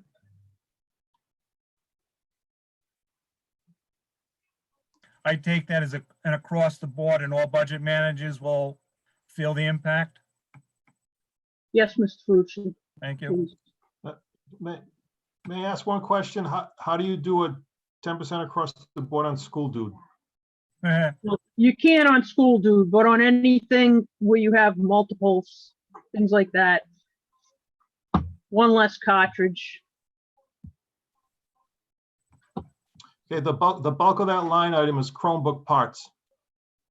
So, you know, Chromebooks are Chromebooks are used by students and teachers.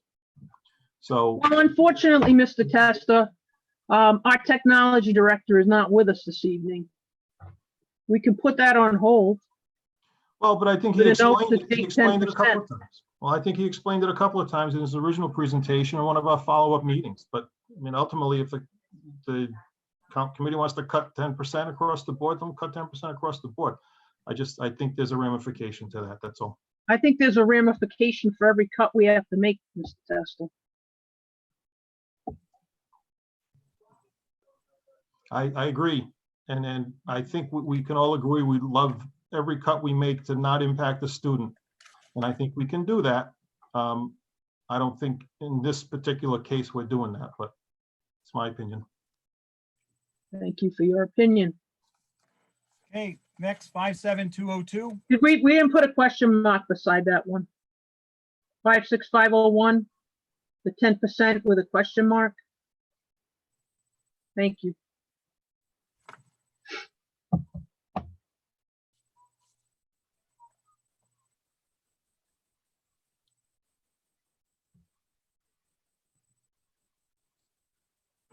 And the results of the survey for this was 60,750 to, which is 50%, to 34,500, which were 3 specific targeted items. Vets softball dugouts, vets built-in lockers, and the Pilgrim lockers were the 3 that tied to the $34,000 reduction. May I speak, Madam Chair? You certainly may, Ms. Coppell. Okay, I'm gonna speak on behalf of myself and Mr. Ricks, because I've already discussed what cuts we possibly could make. He explained to me that he made the tightest budget that he possibly could find out. And the vets dugouts can be cut.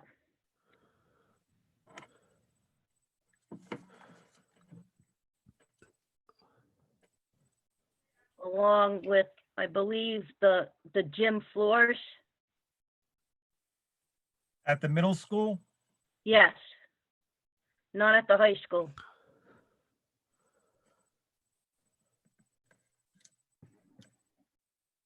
for this year, provided they're scheduled to be done next year. In other words, it would be done almost like every 2 years. Yes. Yeah. I mean, that can work. I mean, occasionally the floors, I mean, it's really a case by case basis, but sometimes the floors do get pretty worn up every year. I did talk to some people at both buildings and talked to Kevin, and the middle schools held up pretty good this year. They can likely withstand another year without being redone. I know they're being very careful with them too, as far as when they have dances and things. So I'm sure that's helping a lot. Yes. Thank you. Okay, so on that, cut interior signage for vets.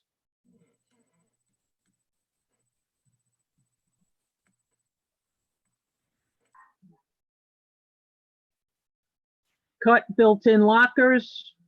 No, those dugouts. Well, we already cut the dugouts, right? No, we haven't. Right now is what Bob's putting into the worksheet, so. Okay, so cut signage, cut dugouts, cut lockers, cut locker removal. So cut just keep women's Pilgrim. signage. So just keep the high school gym floor and the toll gate replaced glass bridge. Why don't we do that? Correct. Both of the high schools, correct? We do both of the high schools. Thank you.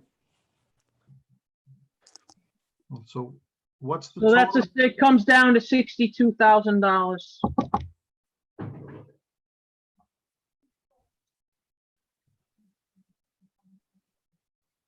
Cut it basically in half. So it's No, so, Mr. Baxter, I think it's instead of cut 62,000, it's just 62,000 remaining. So just Nope. I got you. That I have to cut 59 to Yeah. get to 60. I'm with you. so we're cutting 59 altogether. Is that what it was? That's the number? Yes. Thank you. Yes. 59,500. Yep. That's what you need to cut. There you go. Yep.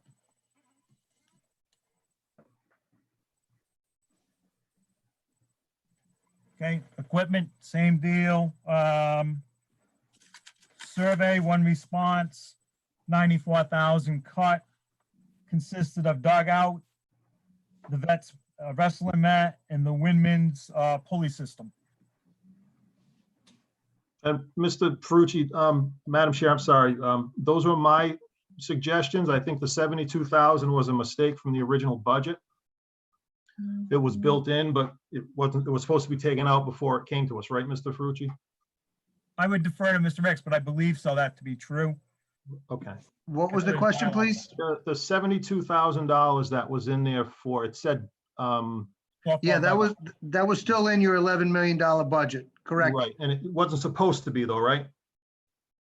Well, no, when I presented my, my PowerPoint presentation, I had taken it out. Right. But it So was it's still in there. on there for you. Yes. Right. So it's, what I suggested was taking that out, and then the vets mat, I know they need one, but took that out, and the Windman pulleys, what I don't know about the Windman pull, I'm fine with the first two. The Windman pulleys, I don't know. If it's a safety issue, that's one thing. If it's not a safety issue, but it's something that we should do and we can put it off till next year. if I remember right, Mr. Testa, they said that this needs to be replaced. Can I jump in? I went through this with Mr. Ricks, and apparently, the one at vets, the problem is they're not dangerous. They just can't put them up, and we could probably put it off for a year. The ones at Pilgrim have to be done, but the one at vets aren't dangerous. They just won't go, they can't put them up. Okay, I'm talking about the ones at Windman. The ones at Windman are in that line. Yeah, Mr. Testa, it was recommended to me by one of the manufacturers that came out and looked at the different sites, and they said that they really should be replaced. So, you know, and Okay, so- whenever that's suggested to me, I put it in there, you know? Yeah, and then, okay, that's fine. So I'd go with the 72 because the 72 didn't belong there in the first place because it really wasn't. And I would do the 11 for the vets mat. So that's an 83 versus a 94. Why are the softball dugouts in two places? The different budget managers put them into different spots. And we didn't have time to get them in the right area, so we just hung on to them so you to have the conversation. Okay, so those can come out. The 72, yep. So, I mean, I've got it at 80. Do we really need soccer goals? Yes, very much. Warwick Vets and Pilgrim both had issues where the nets couldn't be soldered together anymore. They're broken. So we're ordering one pair. Yes, we need them. If you can find it, please. Okay, cut the fence at the dugout, 2.5. They still have a wrestling mat at Vets? They have a very old one. Fix it. Cut 11K.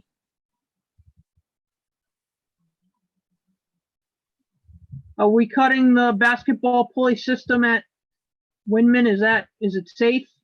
Just needs replacement? I mean, that's up to you guys. I would recommend replacing it.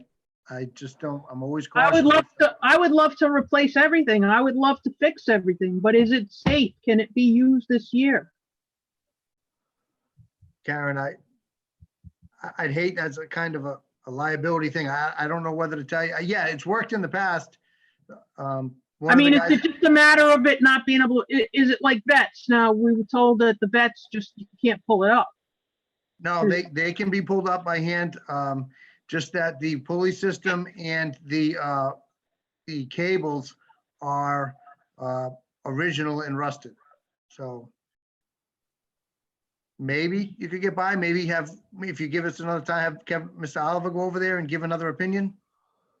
Okay, will you do that, Mr. Oliver? Yeah, I can do that for you. Thank you. Thank you.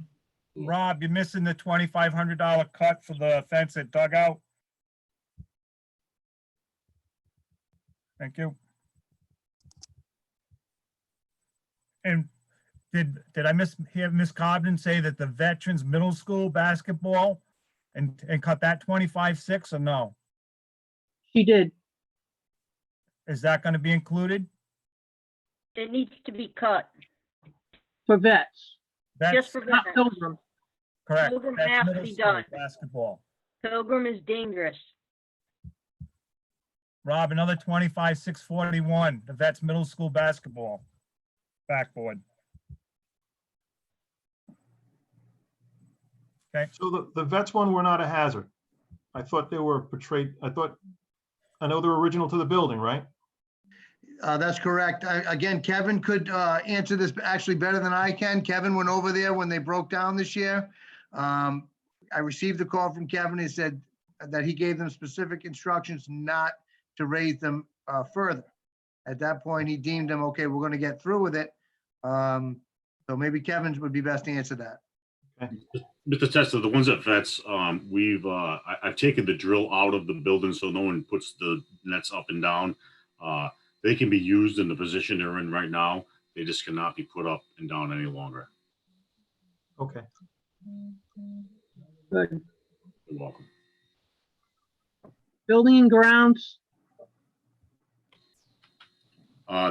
furnishers, Zamboni, snow blowers, vacuums, and dry vacs. Correct. That's stuff that we replace typically yearly. We haven't really replaced a lot of it over the years. It's starting to come full circle now where a lot of our equipment is coming to the end of its life. So we're trying to replace as necessary. About 10,000 on that. Could I ask that I give you 5? What does the committee say? Fine with me. That's good with me too. Okay. Thank 5. you. Same.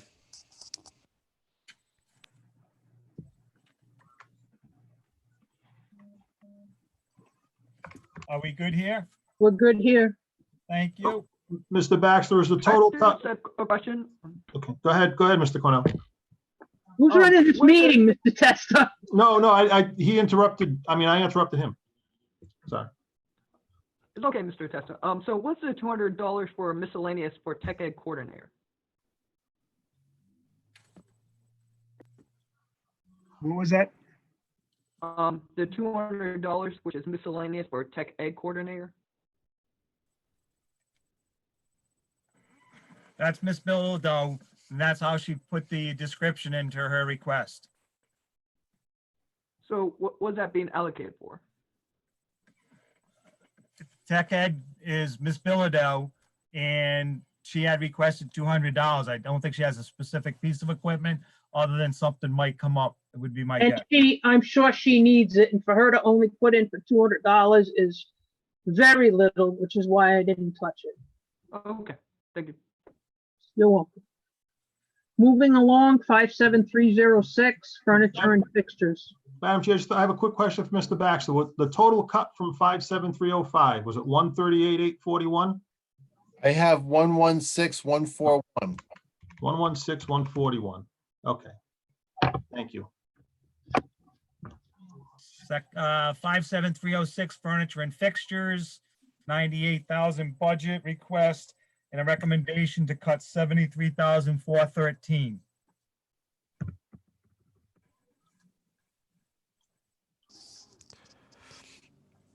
Mr. Baxter, could you, oh, there we go. Never mind.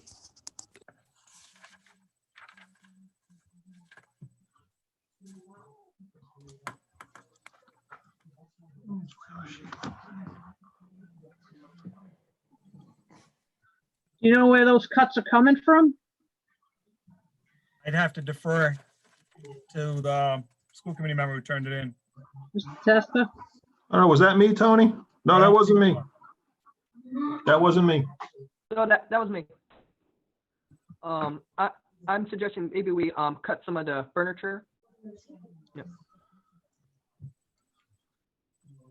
For example, maybe we can cut the for the maybe cut the lunch table replacement. The Which ones, Mr.? Lunch table replacements. It's it doesn't say. They're in for two what, different it's- places. They're in two okay, different places. $6,000.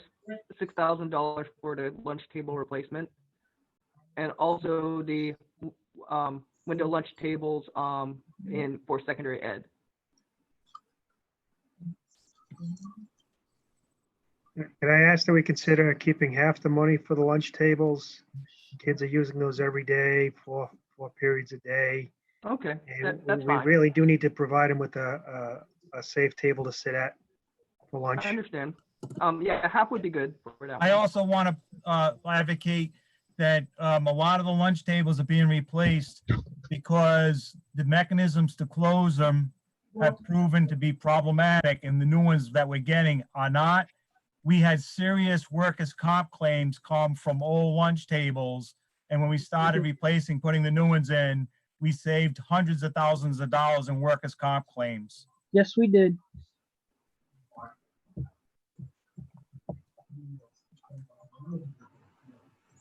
I also think that Ms. Dambrook made her case for the elementary furniture. So I don't see what we gain here. Nor do I.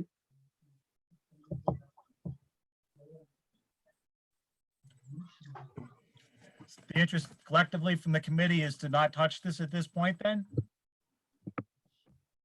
Folks, I would agree with that. That's my opinion. Sounds like a zero, Rob. We'll move on. zero that out. Thank you, Christopher, for that 57309. explanation. Tech hardware, we had just one response, cut of 475. I believe that was anticipating leasing versus purchasing. Correct. That would have been mine.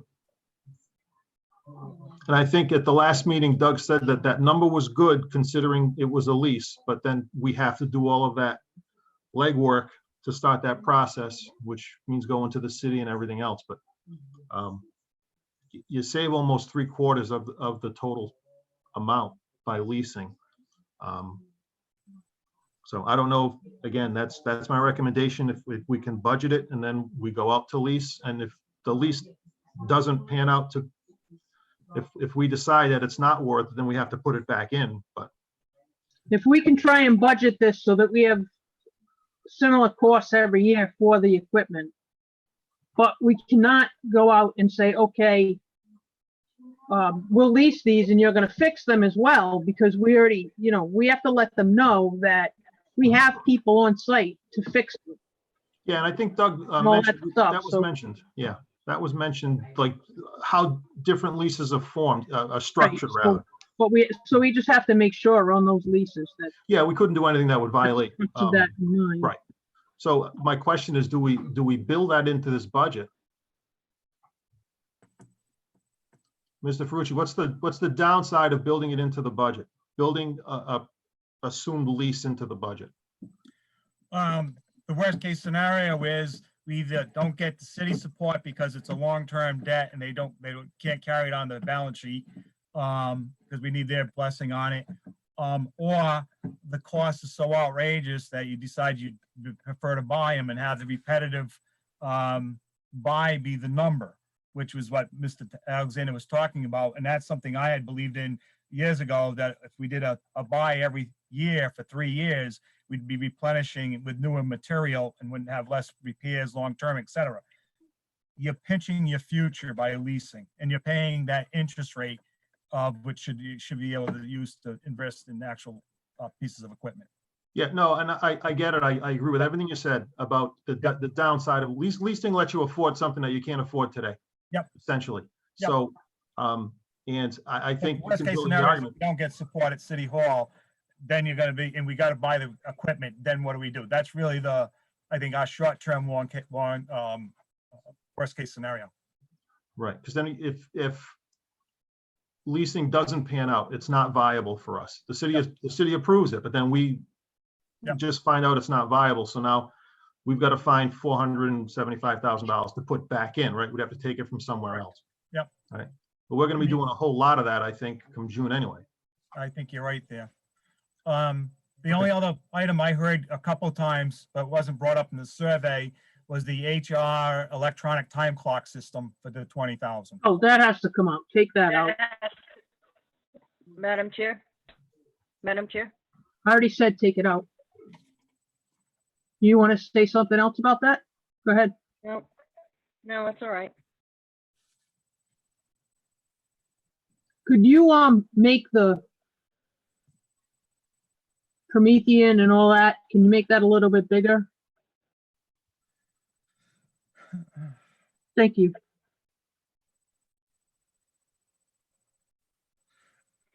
But while you're contemplating, my understanding is the committee in support of the 475 lease assumption and take that 20 up to a minus 195 at the moment? With a question mark.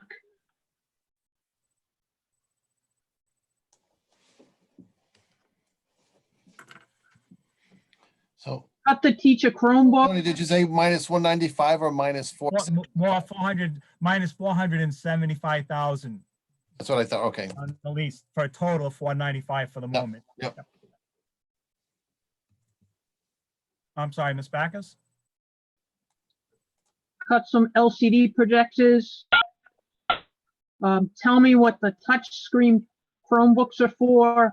Cut teacher Chromebooks. Can I add, I was like, Dr. Conley, are you adding on? Yes, the touchscreen Chromebooks are typically for students with special needs at the lower grade levels that have trouble operating a standard Chromebook. Mhm. How many are we asking for? Because it's a $24,000. Rob, you there, Rob? Oh yeah, I'm listening. All right. To the right of where you have on the screen is a roster of how many units. Can you get that to appear, please? Hold on, let me, yep, give me 1 second.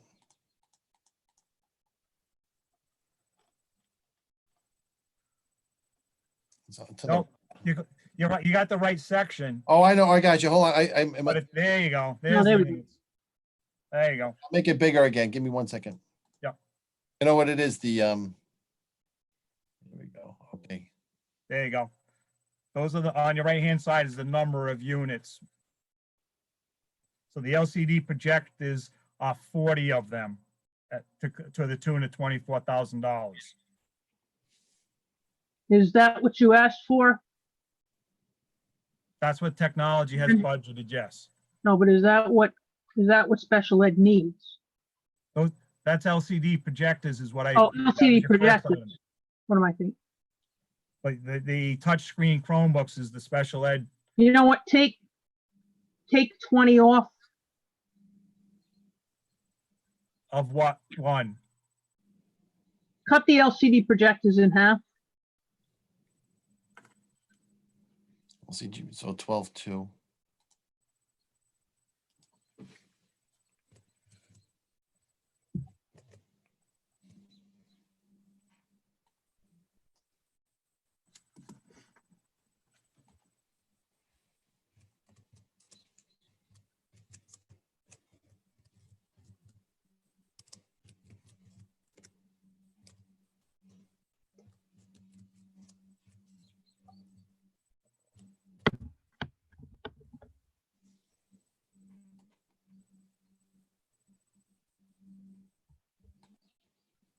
And the 20,000 was, well, let's see.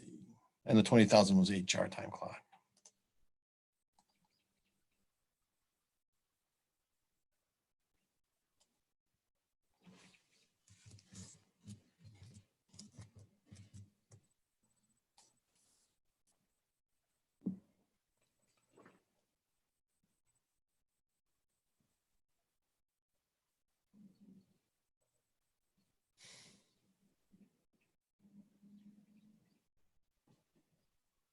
Are you free, Mr. Baxter? I'm caught up. Yes, thank you. Sorry Okay, you're about caught that. up. Oh, okay. Teacher Chromebooks, cut 100 off of that. Teacher Chromebooks, $100,000, No, cut 100 Chromebooks. 100 Chrome. Okay, give So me, bring it down to 360. yeah, because this is not, Yeah, I copied and pasted that out of the detail, Rod, so it's not part of the Excel for you to. no worries. Give me 1 second.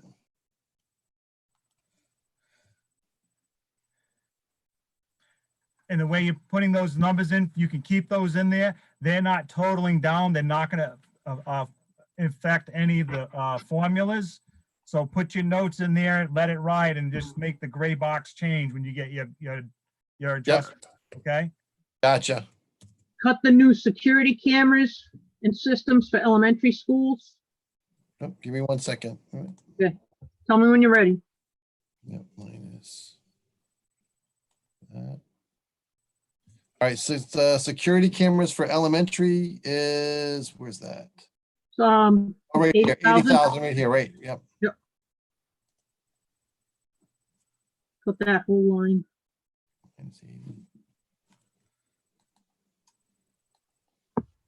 And cut replace administrator laptops in total.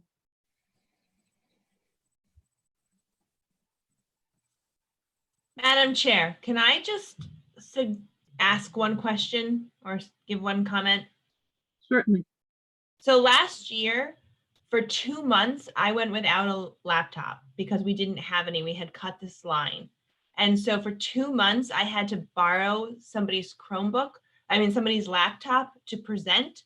I had to borrow my secretary's laptop to look at my own budget that I was managing. And I had no access because this line had been completely cut. So it took 2 months to restore some funds to this for me to actually do my job.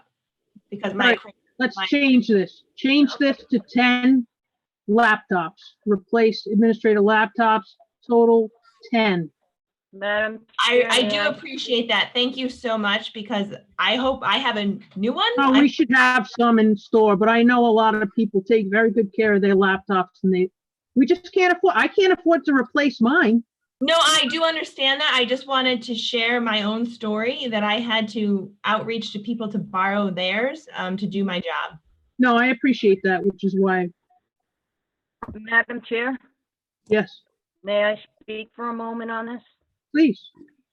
I remember very clearly that Mr. Alexander spoke about the reason why they need them, and it's because they have to have the security systems on them. So we might be cautious on cutting this.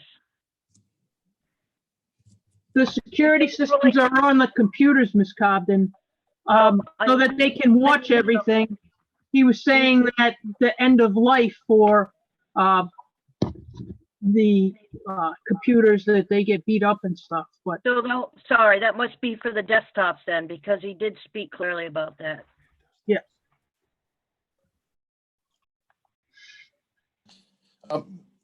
Madam Chair, just one quick thing, and Tony, maybe check me. When we cut the teacher Chromebooks and we're assuming a lease, am I double dipping? In other words, is the cut of $11,000 more than the cut would actually be if we were leasing those Chromebooks? Many of our teachers have already, they've purchased their own Chromebooks.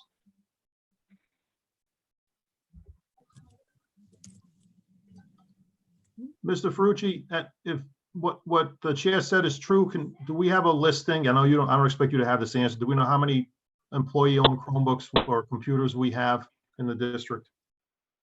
Because there's, I would That's worry really about. the tech director's job, but he's not here, Mr. Testa. No, understood, and but I'm concerned because using your personal laptop for your work in a public school, I have security concerns about that, and as a district, we shouldn't be having our staff have to purchase. Mr. Testa, their Chromebooks they use, they won't use the district. It's a long story.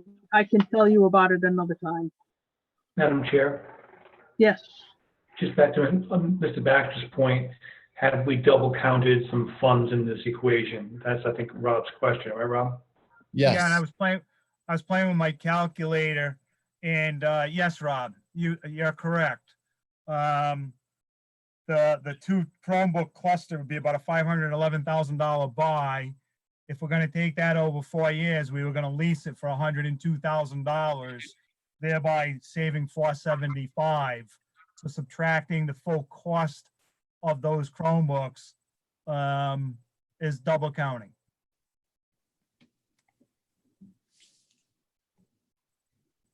Then So our cost per unit, if we lowered those units, would be probably in the neighborhood, because about 100, if the 142,000 is what we're leasing. Hang on a second.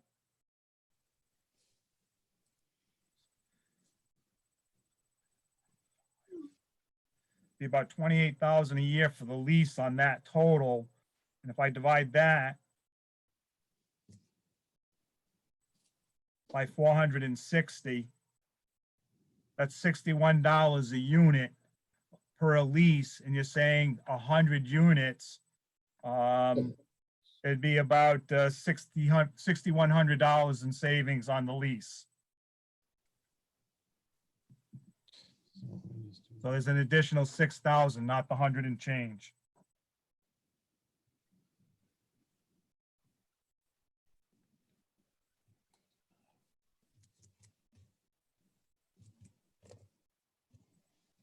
thank you. No, thank you.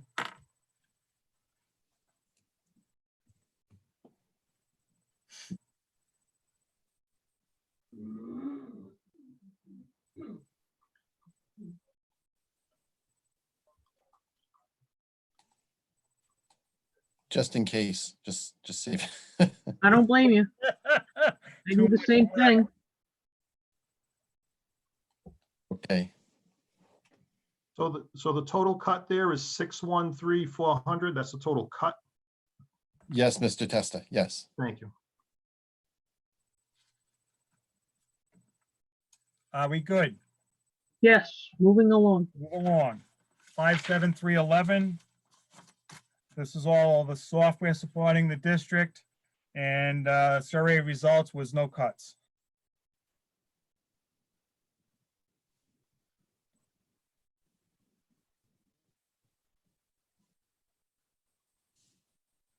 Okay, So we'll stick with that. If that's zero, we'll move along. 58101, professional dues and fees. We had two comments on this. One was to eliminate the RIASC for the whole 18,000, and another was that RIASC is actually 15,000, not 18,000, so we can cut 3. Those are the only two recommendations. I suggest we eliminate the full 18,000 for RIASC. I just can't really justify, we might have to cut personnel, but meanwhile keeping this, it doesn't feel right, and it's not beneficial to the students. So I think we will have to cut this. what's not beneficial to students? Well, RIASC, because we're having to make a lot of cuts this year, and this amount of money, like every cent matters, and this amount of money, it's not going to benefit the students, and we might have to cut a lot of other things that could impact the students and personnel. So we have to make some deep cuts today, and I think that's one of the ones we have to make. We need to cut all 18,000 to RIASC, because I don't. Madam Chair, Please. I'll recommend you keep this as part of RIASC is giving important training to school board members. And as the leaders, you need to make informed decisions. I think cutting that would really be short-sighted for you. We cannot not be members.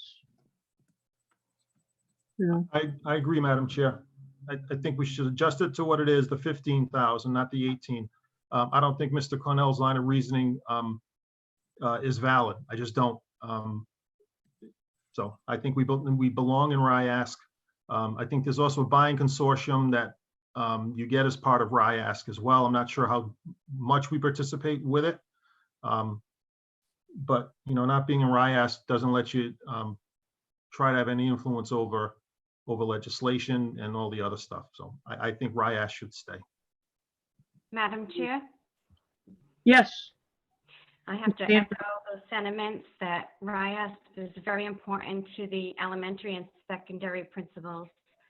They're a great resource, and it's very important to keep them. that's why you had said that last week, and I haven't said anything about cutting that. Thank Because I you. know they offer a lot of support and training and things like that. Anything else? Can we cut that amount in half? For what? The $18,000 in half, so to just $9,000 to RIASC? The Rhode Island, Madam Chair, please. I believe the 15K are your dues. That's the I'm dues. I'm Yeah. not sure RIASC would say 3 of you can go and 2 of you can't. I think it's an all or nothing proposition. Unless you want to opt out, Mr. Cornell, Well, we can cut your tuition, your membership. very well, do that then. That's what you want to do. Look, Madam Chair, may I? Mr. Testa, Thank you. Mr. Cornell, you're a school committee member. You should belong to RIASC because they do offer not only trainings for at the elementary level, they offer trainings for school committee members. Quite frankly, I think you may be thinking this is somehow magnanimous to you singly withdrawing from RIASC, but I think it's the responsibility as a school committee member to belong to RIASC because it's the organization that advocates on your behalf and your committee's behalf. From my first year in the school committee, all I found from RIASC, the only thing they have done for us is pretty much stab us in the back and just hurt school committees. And no, I just, we're not going to have this conversation now. This is done. We're moving on. Okay. We're going to leave it as 0 with a question mark. Oh, I think you're okay with the minus 3,000 though. if that Oh, is- we were. Yeah, put that in. I'm sorry. I got a little bit Yep. excited. And then the last one on our appendix A. Wait a minute. Winman has miscellaneous orgs, 3.9K for 3880. There's a whole roster of department level organizations that I just couldn't break out. They were between $500 and $800 per department, roughly. Okay. When you see that, you're like, well, are they, No, that's consistent with our secondaries. Pilgrim Tollgate, they're all department level. If I tried to list out the 500, 300, 800, it just, so it's. if we didn't question it. Yep. Then. Okay. And then the last one, 102. Correct? Yes, please. And that would be a 0. Ms. Bacchus, may I have your permission to speak, please? Yes, you may. Just before you, can we go back for 1 minute to the last line item with athletics? I had sent you a notification, I think you may have forgot, that there was a transparency error in athletics, and that should be reduced by $16,700. It was reflected in my budget that's in the system now, but not the one that went to you guys. I remember that. So cuts, yeah, thank you. 16,700. Thank you. Thank you. Thank you for remembering. Mr. Baxter, what UCOA code is that? Because it's being hidden by the document. 58101. Okay, and we have total of 19,700 cut from that? Yes. Okay. Total of 19,000. And in a moment, Mr. Testa, you'll also see that we paid spring sports dues for the RIIL, excuse me. On the administration side, when we get into the full roster of cuts, there's another $4,200, but you folks didn't touch that. So that's another $4,200 that's going to come off that line. Right. Because it's already paid. Correct. We prepaid it. Yep. Mr. Frucci, does this amount for the dues reflect changes we made later at the end of last week for Roger Williams music? These were your budget submissions. If they didn't change at court, this is what's been presented as of April 21st. Is there something further? No, I thought there was a question last week on the 21,000 for Roger Williams music. It was just raised what is it? Because folks weren't conscious of it. Sure, it's paying for credits for students to receive college credits at Roger Williams University for participating in Studio 107. Yep, that's what you said before. Yep. Okay, and then the last one is 58102. I think it's self-explanatory. No recommendations to cut. No. So that'd be a 0. So here being buried in the detail, before you leave that, jump back to the bottom, $942,900 is what's been cut out of this level of detail for non-staffing. So we don't need much to get to $1 million there. So going to the next tab, which is school committee cuts, this roster was back to where Ms. Bacchus was earlier this evening about all the non-staffing accounts. What we did for ease of viewing is middle of the column that's in gray. We've already pre-populated all the Appendix A decisions with the ranges to do a summary for folks, okay? If we have a question on the A's, we would go back to the tab that we were just in. So the exercise now is the survey gave us results that were not part of the Schedule A, and we put those results in, and they'll be asking the question if you concur with them. We trunciated it where we hid those accounts where there were recommendations not to put any changes in at all. If school committee members have accounts that they wanted to consider cutting that are not appearing on the roster, tell us what the object code is. We will unhide it. We will find the account for you. So we're trying to make it manageable based on the survey results And like I said, if somebody had an object code, and where Rob is now at legal services, that's the first one on the table for us to talk about. There was a recommendation to cut $10,000 from that line. If you choose to cut 10 or some other number, we'll go right into that box and fill it in right now. But just above it is 53303. If you look on the right-hand side, way over to the right, line 18, line 20, that means we hid line 19. If you want to see that, we can open it up or we can re-hide it. So, because there was a survey result saying, don't make any changes. Why should I have a big cluttered screen and 7 pages long? I tried to shorten the conversation for this evening's discussion. So we'll jump right now, if you'd like, to the legal services and then take it from there. So, Go ahead. what's the will of the school committee? Madam Chair, I had proposed cutting $10,000 because I was just taking a wild guess at what an offset would be if we end up with an HR manager, assuming that maybe some of those duties or responsibilities would fall to that person. And I'm assuming we're using legal more so in the HR realm today than we will be tomorrow whenever we fill that position. I don't know if it's a reasonable amount. Mr. Hideous? Yeah, I think that's a reasonable assumption. Obviously, when you have a full-time HR person in there, you know, the folks in that office are doing a great job now as it is. But you know, once they have a director type position in there, they won't have to double check with us as much. So that seems reasonable to me, Dave.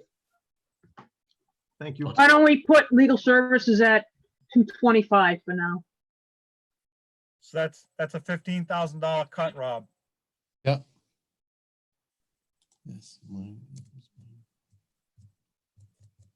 Okay. Okay. Then officials and referees, just wanted to note it, that the original budget was 95.9. And again, because we prepaid the fees for referees to get paid, we will get credit for the money that's in our bank to pay for fall sports. So we're able to reduce next year's officials and referees by 20,200. That's an administrative cut. I think it stands for itself. I'm prepared to say move on. There was no. Thank you, Mr. Ferrucci. Move on. Yep, good. Testing. There was a survey, one line. Survey says? Yes, 10,000 to 27,000. What I can say is this, because the question that was rose, why did it go up by 10 grand? What I can tell you is special ed services had a budget this year of 20,000. They're going to 30,000. So there's a $10,000 increase there. And that the Pilgrim is going for robotics is going from 5,000 to 6,000. And our PSATs are going from 6.4 to a 7.5 million, $1,500 more. So the predominance is special ed. Madam Chair. Yes, please. Dr. We are in dire need of updating our speech language testing. I'm gravely concerned that we're using. I know you are. We're not cutting it. Okay, thank you. But that was the increase as well. We haven't updated it for several years, so we did increase it to update the testing. No, you spoke to us. I remember. And I again, know that we recommendation can't afford to cut that. Yep. Okay, Yeah, next. Madam Chair, the 10,000 was mine. I'm fine with that. The explanation is more than fine with me, so. Thank you, Mr. Testa. Accreditation. What about other fees and charges? What was that? You already took a $2,000 cut on Appendix A. So that's why I was going to skip over it. Thank you.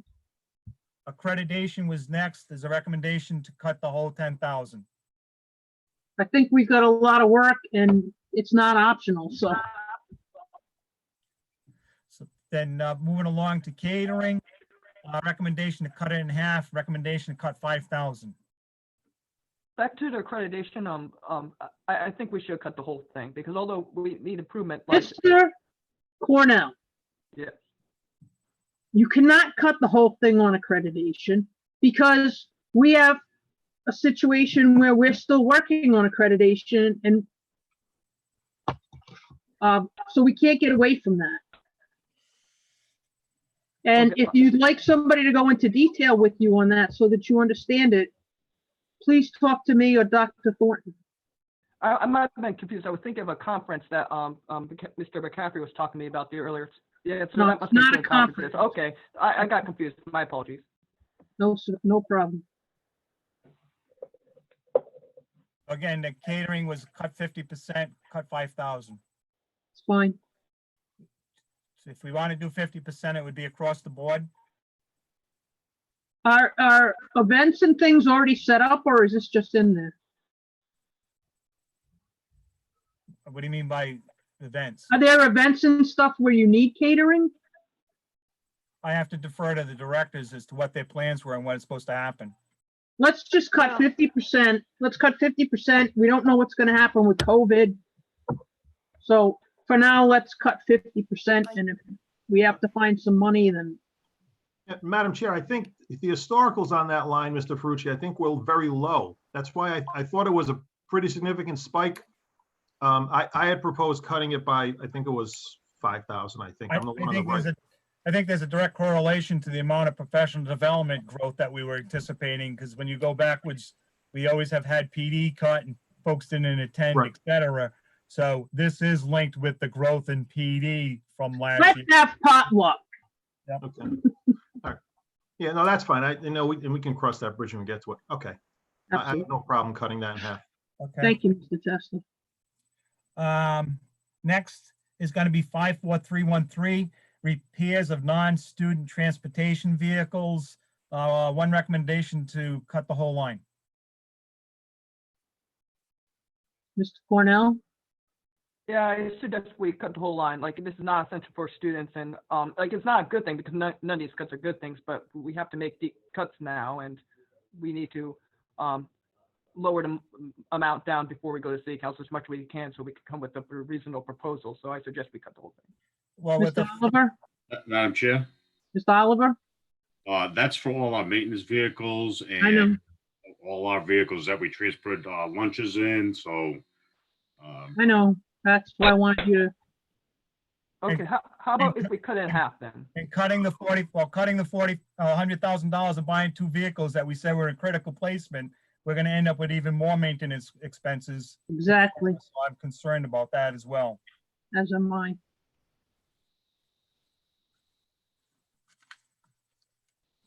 Anybody else? Mr. Testa, Ms. Cobden? No, I wouldn't propose touching don't- that line at all. I think it's self-evident.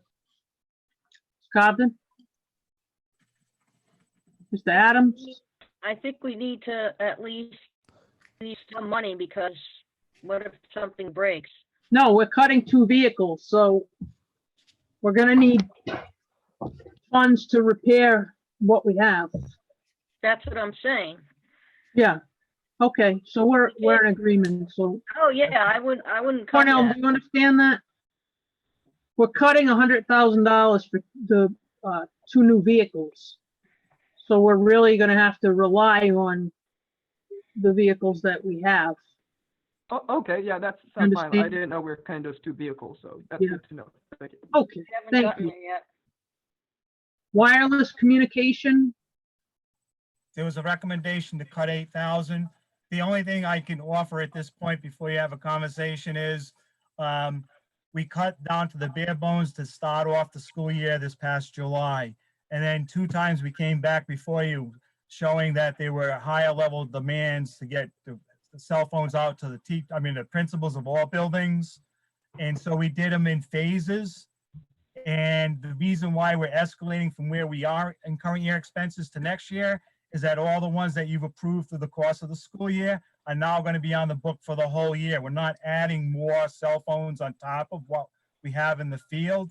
It's just the sequence now is for the whole 12 months rather than 6 months for some and 3 months for others and 8 months for others. I really think that we need to start using more walkie-talkies. Maybe they're a little bit cheaper for the high schools and the middle schools. The communication between principals and vice principals. I know, That's later. I know we can't do it right now, but okay. I know it was a safety concern for folks getting in contact and having a method, because the squawk boxes seem to be problematic. And so we went through that hoop because we tried to do just one principal, and that's one we came back to and said we needed to expand it because of safety at one point this year. So Okay, thank you. board trainings, suggestion to cut the whole thing. What is I board said training? We cut the whole thing. That's if the school board needs anything. Cut that. Yep. Cut that for now. Okay. Next one was employee travel for non-teachers. Recommendation to cut the whole thing. This one and the next one is mileage that we reimburse our staff if they do anything on our behalf. It's a contractual commitment in both bargaining You units. cannot cut that. Was that, how much has that been, how much has been used the past couple of years? It runs in the neighborhood of between 20 and 21, 22.15. And depending on what the mileage charges the feds come up with, it may go up, half a cent to 2 cents a mile, and then you end up incrementally going up. So Right. it's right along the lines of the trend. Okay. I mean, we have to pay that mileage, so. Yeah, it's contractual, Yep. and that's for a lot of it is tied to our psychologists and those professional staff who service multiple buildings. So they come to their point of coming in. They do a lot of driving. And then they drive all around the district, and they're providing service, and we can't get away from that. No, no, Are we gonna- absolutely. Are we We're going to good. be having any savings on that this year? Yes. Yes. We hope Because so. We got a Have lot they of people dropped in have they good dropped amounts it? of March. But then if there's folks going out to people's homes or catching up with students, I haven't seen those come in, and that may be possible as well. This travel other, I've forgotten who it's attached to. And I know we've spent $500 to $600 a year for the last few years on it. I'm not sure if that's where we're buying the gas cards for families, or if that's something to do with special ed. I have to defer it because I'm not quite sure what that $800 Dr. Conley, do you know what that is by any chance? No, it's not mine. It's not yours. Thank Is you. the gas cards and the paying the parents' mileage if they're taking the kids back and forth. So that's what that line item is. Is that paid for by us or by Medicaid? If the student's eligible for Medicaid, we would turn that in for reimbursement, so some of it may be reimbursed. Okay. Next line down, Rob, 56101, instructional supplies. The 59,000 is what's going on to grants, leaving $1 million. That was about a $300,000 increase over, if you remember, what we've been spending for the last 2 years, and that was predominantly curriculum that Ms. Emilat already spoke about. So she's already taking back 60,000 of the $300,000 increase. So you still have a commitment for your iReady and your math programs, et cetera, that she's already previously explained. So these supplies and materials aren't supplies and materials as ordered by the schools? They're embedded in that as well, yes. It's Okay, everybody. so cut 200,000. All right, who would you? They haven't, because for the past, we're not going back to school. We've been out since March. So right now, we have, what, 3 months? Yep.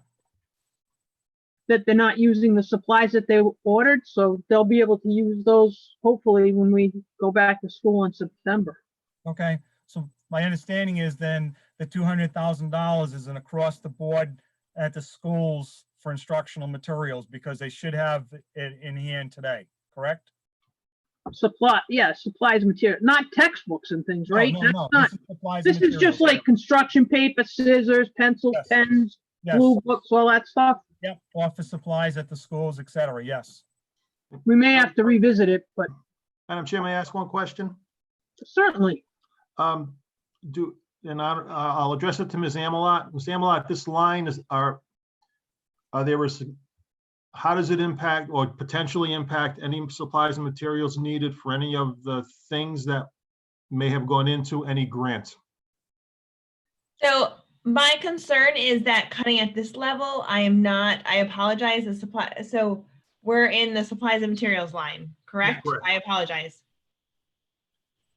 Yes or Yes. no? I apologize.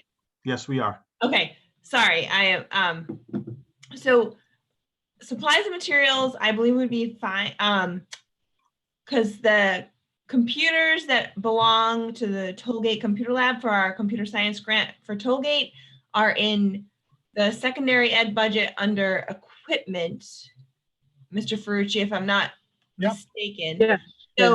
So that's there. So that one would be okay. And supplies and materials for us for next year for all grants would be okay. It's just the $200,000 without working with Ms. Dambrook and Mr. McCaffrey. I really don't know if that would actually cut into any textbook purchases, like not unfortunately, but so it clouds it because our math materials are consumables. Those are considered supplies and materials, but those are necessary to be green. And a quick $200,000 over that large number, I don't know if that would impact my budget or just impact the schools. I apologize for that. I can't do that quickly. No, well, but it's essentially cutting $200,000. Now it's a dollar down and the race is on between the schools. So well, if it doesn't touch me, I don't mean that it's not me, right? No, I I don't need 9,000 textbooks of math workbooks at my house. I understand, but cutting it $200,000, and I know we haven't been in school for 2 months, but there's a big presumption that there's whatever, a couple $100,000 worth of material there. I asked if these supplies and materials, what were they? What was their nature? I said, are they textbooks? And I was told no. So I'm sorry, I did not hear that. I apologize if I didn't respond fast enough. I'm sorry, Madam Chair, but they're not actually textbooks. They really aren't. They are what have they're you? workbooks, unfortunately. And so for my budget items, they are workbooks, which is the tune of about, without having my numbers right in front of me, about $150,000 K-8 and about another 150,000 at the secondary. So my line item of that, I would guess, Mr. Ferrucci, you can always check me on my numbers, is almost 300, is a little under 300 of that million for district supplies for students, and those are their math materials mostly in that line item for my budget item code. Right, Ms. Amelot, my understanding is you've already realigned 60,000 to go on to grants, and that the 200,000 is targeted across all 19 schools. Correct. So that is 100,000. Just change it to 100. We'll have to deal with it.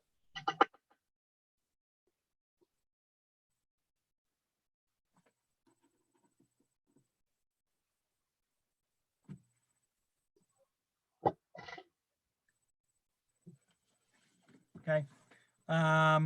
Next, vehicle maintenance and supplies. Again, that was a recommendation to cut it 50% by one school committee member.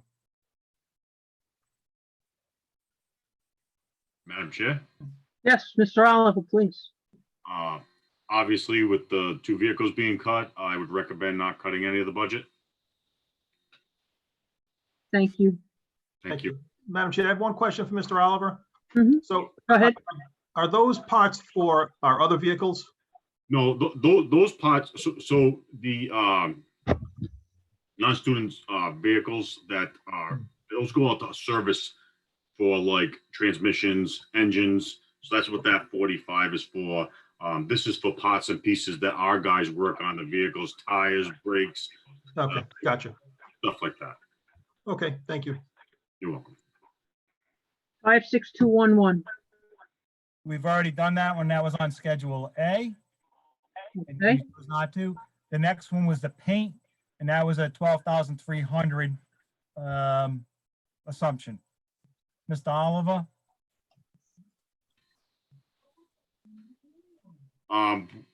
We could take a hit on that line. Reduce some projects that we had anticipated. Madam Chair, that was my cut, my suggestion, and I only looked at the historicals. And Mr. Oliver, I think you said what you did. You've been kind of corralling paint all over the place and using whatever it is we had, using it up. So I guess part of this is to replace what's not in the barn anymore. Correct. And I had anticipated some very large projects to go over the course of the fiscal year to get some of the schools entirely painted. And I think some of what we've achieved over the last couple of years, Mr. Testa, was the crews were tied up with consolidation and moving a lot of stuff around. And now we're back to, we've got staff, we got full-time painters, we want them painting. So they used up the paint that was in the bond. So now we still wanted the same productivity of being out there painting. So if I don't have material from the ply, what are we gonna do with them? That's a perfectly logical explanation to me. I have no problem if the committee wants to keep that fully funded at 42.3. I'm fine with that, based on that explanation. We okay to move on? Keep Next the one. 12 and move on. I'm sorry? Keep the 12 and move on. Okay. Materials, snow, ice removal, that's $5,000. Again, we all know if we have a warm winter, it'll be not a problem. If we have somewhat of a significant winter, 20,000 is not going to be enough. Where do we put the number? Yeah, Well, we should have a lot of supply left from this year. Madam Chair, no, we have very little, like I said before, I don't bring anything in mass quantities. I keep everything very minimal, only as an as needed basis. We keep our inventory very low. But we had like one snowstorm. Right, but you have to understand too, this is for ice melt for the sidewalks. This is for sand for our parking lots. Gotcha. And I can also mention. Stay with the $5,000 cut.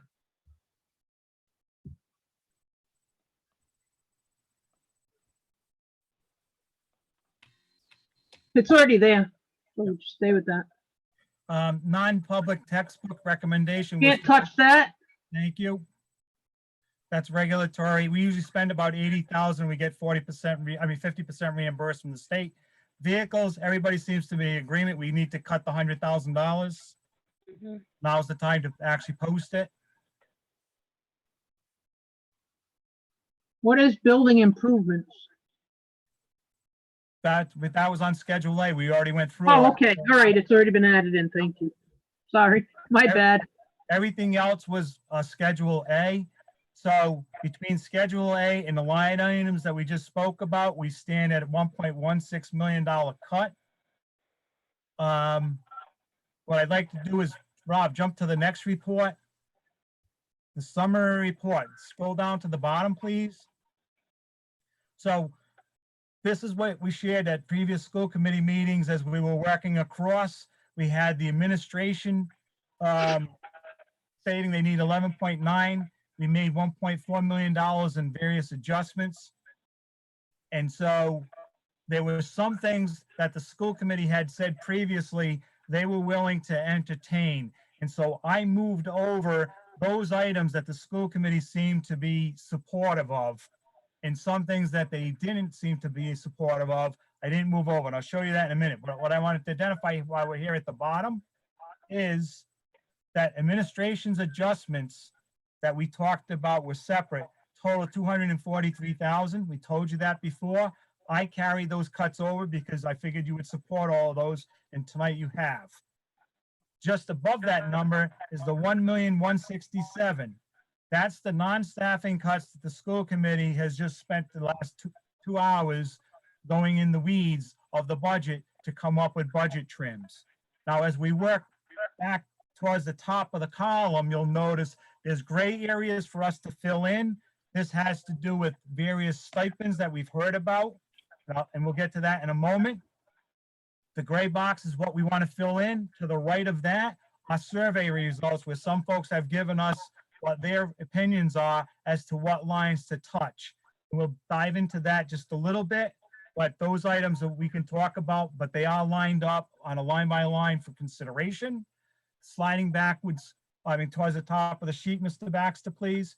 These numbers that I've carried over, yep. You'll notice as in the plan where it says health, administration said there were 5 FTEs that we were talking about we could cut, saving $42,500. I'm assuming right now, and if you say otherwise, then we'll make the changes as we go forward. But just a little further up, we get into the salaries. And the whole conversation about math interventionists and the tech interventionists, while it was presented as a superintendent potential, I did not carry it over into the school committee cut list yet because it appeared that the school committee was not going to support that. I may be wrong, and if you choose to take one or both of those, you let us know and we'll slide them over.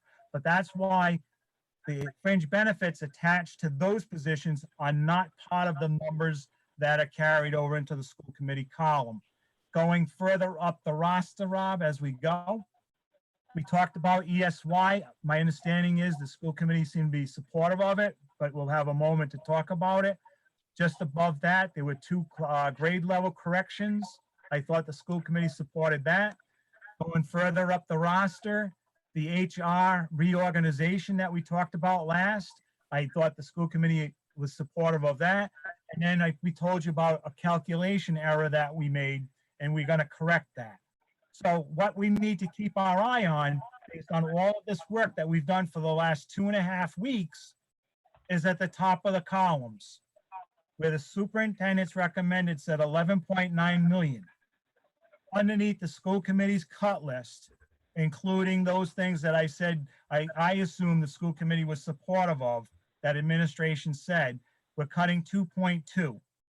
If this plan was adopted just as it sits tonight, we would have to go to City Hall seeking $9.6 million. And so I leave it now to the school committee members to say, what is your desire? What is the net request that you would like to go to the city council?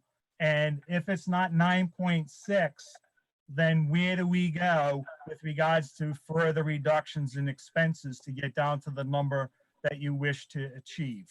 If we can do that this evening, great. If this is a stop point for us and this is where we pick up tomorrow, that's great. 9 o'clock, so I think that we'll end it now and pick up and go from here tomorrow. What I'd like to do is we'll make a copy of this first thing in the morning, and we'll get a copy out to you, all the school committee members, so we have a clean sheet of where we're jumping off from. But ideally, we would come right to this particular page tomorrow night and go over the various pieces. And if we need to go back into further cuts in either the Appendix A or other lines we did not identify, tomorrow night would be the time to bring those to the surface as well. And we can make those tweaks, and we'll just keep managing it until we achieve the level you want to be at. And then what we would be looking for is your actual vote on this list. And then we would create your school committee adopted budget to send to City Hall with whatever that numbered net request to the city being our request. So that's kind of where we're gonna go off tomorrow night if everybody's comfortable. Thank you, Mr. Ferrucci. Madam Chair, may I just say something, Mr. Ferrucci? Does it concern the budget? Yes. Absolutely. I'm going to ask him what his favorite baseball team is. No. No, you can't do. No, Tony, I want to thank you and Mr. Baxter. You know, one of the pluses to this whole virtual thing is doing this online allows public to see the budget, because when we do this in a stage, no one really sees the budget, but this was as interactive as you're going to get, right? I think it's good. Sure. Yeah, and I just wanted to thank you, because this is, you know, doing it this way is really nice, because we can see as a committee what's going on, and the fact that we're virtual, the public can see what's going on. And I just want to compliment you and Mr. Baxter and the rest of your staffs for all the work you put into it. Thank you very much. Thank you. Thank you. Okay. So we will pick up here tomorrow, there being no further business. Ask for a motion to adjourn. So moved. Second. All in favor? Aye. The ayes have it. Thank you very much. Thank you. We'll see you all tomorrow at 6 p.m. Thank you. Good night. Have a good night, Thank you, everybody. folks. Good night. All right. Thank you, Rob. We'll catch up with you in the Oh. morning.